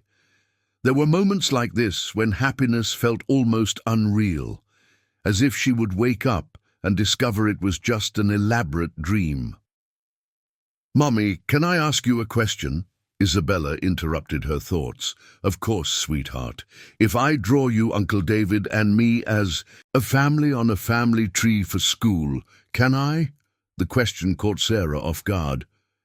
"Isabella, it's just that the teacher said a family tree is about a real family," Isabella explained seriously. "And Uncle David is our real family, right?" Sarah looked at David, who had stopped chewing and was watching her with an intense but cautious expression. "What do you think, sweetheart?" Sarah returned the question to Isabella. "What is a real family?" Isabella thought with the scientific seriousness she applied to all life's important questions. "A real family is who takes care of us when we're sick, who is happy when we're happy, and who never leaves even when we misbehave." She looked at David. "And who we love even when we weren't born together." David swallowed hard, and Sarah saw genuine emotion shining in his green eyes. "So yes," Sarah said softly, "you can draw us as a family, because that's what we are." Isabella smiled widely and returned to her sandwich, satisfied with the confirmation. But David continued to look at Sarah with an intensity that made her heart flutter. It made her feel butterflies in her stomach. "David, are you okay?" Sarah asked, softly. "I am." He smiled, but there was something different in his expression. "Actually, there's something that we wanted to talk to you about." Sarah frowned. "We?" David looked at Isabella, who immediately stopped eating and stared at him with bright eyes full of contained excitement. "Isabella, do you want to tell your mum about our conversation yesterday?" Isabella straightened in her chair, adopting that serious posture she used when she had something very important to say. "Mummy, Uncle David asked me if I would like him to be my stepdad for real." Sarah felt her heart stop, for a few seconds. "He asked?" "He did," Isabella exclaimed, "and I said yes, but first he had to ask you for your hand in marriage the right way." Sarah looked at David, who had stood up from his chair and was now visibly nervous, running his hand through his hair in a gesture she had learned to recognize. "David," Sarah began, but he gently interrupted her. "Sarah, let me speak before I lose my courage." David took a deep breath. "I know this isn't exactly the most romantic place in the world to do this." "Uncle David," Isabella interrupted him, "remember what we agreed." David nervously laughed. "That's true. Isabella, can you—" Isabella stood up from her chair and took a small red velvet box from her backpack, handing it to David with all the solemnity an 8-year-old can muster. "Sarah Johnson." David knelt on the cold floor of the small break room, holding the box with slightly trembling hands. "Will you marry me?" Sarah looked at him kneeling on the cold hospital floor, at Isabella practically bouncing with anxiety beside him, at the simple and elegant box in his hands, and felt as if the whole world had stopped spinning. "David, let me finish," he smiled nervously. "I know this isn't the most elaborate proposal in the world. There's no orchestra, no fireworks, no fancy restaurant. But this is where you work, saving lives every day. This is where you're realizing your professional dreams, and it felt right to ask you to share your life with me in the place where you are most yourself." Sarah felt tears burning in her eyes. "And besides," David continued, "Isabella said you deserved a proposal where you felt comfortable, so no public pressure or awkward situations." "I really said that," Isabella proudly confirmed. "And I also said the ring couldn't be too big because you don't like flashy things." David opened the box, revealing a simple and elegant ring, a discreet solitaire in white gold, exactly the type Sarah would wear. "Sarah," David spoke softly, looking directly into her eyes, "I want to wake up with you every day for the rest of my life. I want to be Isabella's dad officially. I want us to build a family where everyone feels safe, loved, and free to be who they are." Sarah couldn't hold back her tears any longer. "I want to share with you all the problems, all the victories, all the tough decisions," David continued. "I want to grow old by your side, see Isabella grow up, maybe have other kids if you want." "Other kids?" Isabella interrupted, excited. "Can I have a little brother?" "Easy, princess," Sarah laughed through her tears. "One thing at a time." David smiled. "Sarah Johnson, will you marry me and officially form a family with us?" Sarah looked at the two eager faces turned towards her, David kneeling on the floor, with hope and vulnerability etched on his face, Isabella practically vibrating with anxiety beside him. This was exactly how she had always dreamed a marriage proposal should be: simple, genuine, and including the most important person in her life. "Yes." The answer came out softly, emotionally. "Yes, I want to marry you." David quickly stood up, taking the ring from the box with slightly trembling hands. As he slid the ring onto Sarah's finger, she noticed it fit perfectly. "How did you know my size?" "Isabella measured your finger while you were sleeping," David confessed, laughing. "She was my accomplice in this whole plan." "I was very clever." Isabella threw herself into the arms of both. "Now we're a real family." Sarah hugged them both, feeling as if her heart would explode with happiness. There, in the small break room of a public hospital, surrounded by the smell of disinfectant and the distant noise of medical equipment, she had just accepted to form the family she had always dreamed of. "David," she said against his ear, "thank you for making this perfect. Thank you for saying yes." He kissed her gently. "Now we have to plan a wedding." "Can I help?" Isabella asked hopefully. "Of course you can," Sarah laughed. "You'll be our official wedding planner. And can I be a bridesmaid too?" "You can be whatever you want, sweetheart." David stepped back slightly to look at the two women who were now officially his family. "You know what's funny?" "What?" Sarah asked. "I spent my whole life thinking I needed to conquer the world to be happy. And in the end, I discovered that happiness was in a nurse with wrinkled scrubs and an 8-year-old girl who taught me what unconditional love is." Sarah kissed him again, feeling that finally all the pieces of her life had fallen into place. "And I spent years thinking I needed to do everything alone to be strong," she replied. "And I discovered that letting someone love me doesn't make me weaker, it makes me whole." "Are you two going to be kissing a lot now that you're engaged?" Isabella asked with a grimace. David and Sarah laughed. "Probably," David confirmed. "Gross." Isabella made an exaggerated, disgusted expression. "But that's okay. I'll get used to it."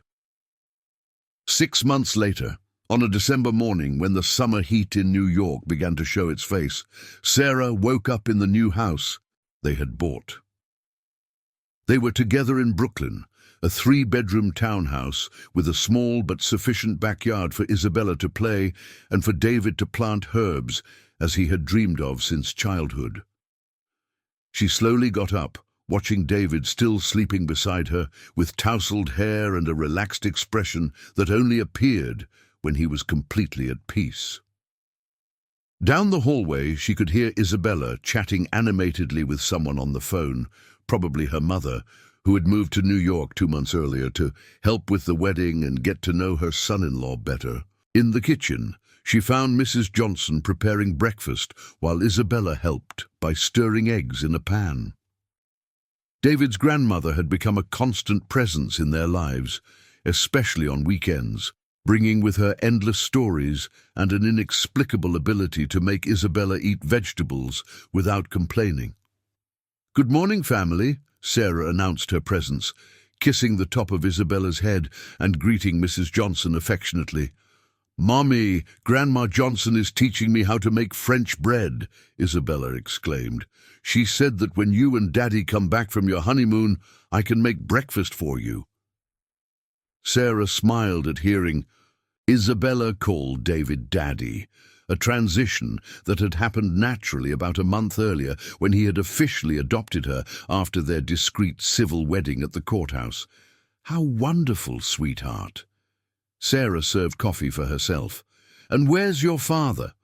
"Taking a work call in the backyard," Mrs. Johnson replied. "Some emergency at the system somewhere." Sarah nodded and went out to the backyard, where she found David pacing between the basil and rosemary plants they had planted together, talking on the phone with a serious expression. When he saw her, he gestured that it would just be a few more minutes, so she sat down at the wooden table they had placed under the jabuticaba tree and simply watched him. There were still moments when she needed to pinch herself to believe that this life was real, that she had found a man who loved her just as she was, who chose to stay when things got tough, who loved Isabella as if she were his own daughter from day one. "Sorry." David approached, putting his phone away. "Hospital in Guarulhos with a system issue." "Did you fix it?" "I did." He sat down beside her, pulling her closer. "Good morning, Mrs. Montenegro." Sarah smiled. Even after 3 months of marriage, she still felt emotional hearing her new last name. "Good morning, husband." She settled against him. "Isa is planning to make us breakfast when we get back from the trip." "What trip?" David pretended not to understand. "Oh, are you talking about our delayed honeymoon in Malibu?" "Exactly that," Sarah laughed. 3 days just for us, No kids, no work, no ringing phones. It's going to be paradise. David kissed her. Although I'm going to miss our little family. Me too. But I think we deserve a few days to remember what it's like to be just Sarah and David before we go back to being mommy and daddy. David fell silent for a moment, playing with her hair. Sarah? Thank you. For what? For having the courage to love me, for letting me be part of your family, for building this here with me. David gestured toward the house from where the sounds of Isabella laughing and Mrs. Johnson telling a story could be heard. For making my life complete. Sarah turned to look at him, seeing all the sincerity in the green eyes she had come to consider home. David Montenegro, I thank you for showing up at that cafe wearing a suit in the middle of the afternoon, for having patience with my excessive pride, and for showing me that true love doesn't diminish our strength. It multiplies. They kissed slowly, interrupted only by Isabella shouting from the kitchen, Daddy, Mommy, the bread is ready. Shall we? David stood up, extending his hand to her. Let's. Sarah took his hand. Home. As they walked back to the kitchen were an excited child, a loving grandmother, and the aroma of fresh bread being taken out of the oven awaited them. Sarah thought about how life had a funny way of giving us exactly what we need when we finally stop fighting against our own happiness. It had all started with an imperfect meeting. Her rumpled and tired, him impeccably dressed and intrigued by a woman who didn't care about appearances. And it had ended, well, it hadn't ended. It had transformed into something bigger, truer, more lasting than any romantic story she could have imagined. They were, finally, a complete family, built with patience, nurtured with understanding, and grounded in the kind of love that chooses to stay every day, not just in easy moments. And as Isabella handed out pieces of still warm bread, Mrs. Johnson shared stories from David's childhood, and he stole kisses from her when he thought no one was watching. Sarah understood that she had found something she didn't even know she was looking for, a home that was not just a place, but the right people choosing to build a life together. It was exactly as Isabella had written in her essay months ago. Family is not just who is born together, it is who chooses to stay together and take care of each other. And there, in that kitchen filled with laughter and love, they had chosen to be family forever.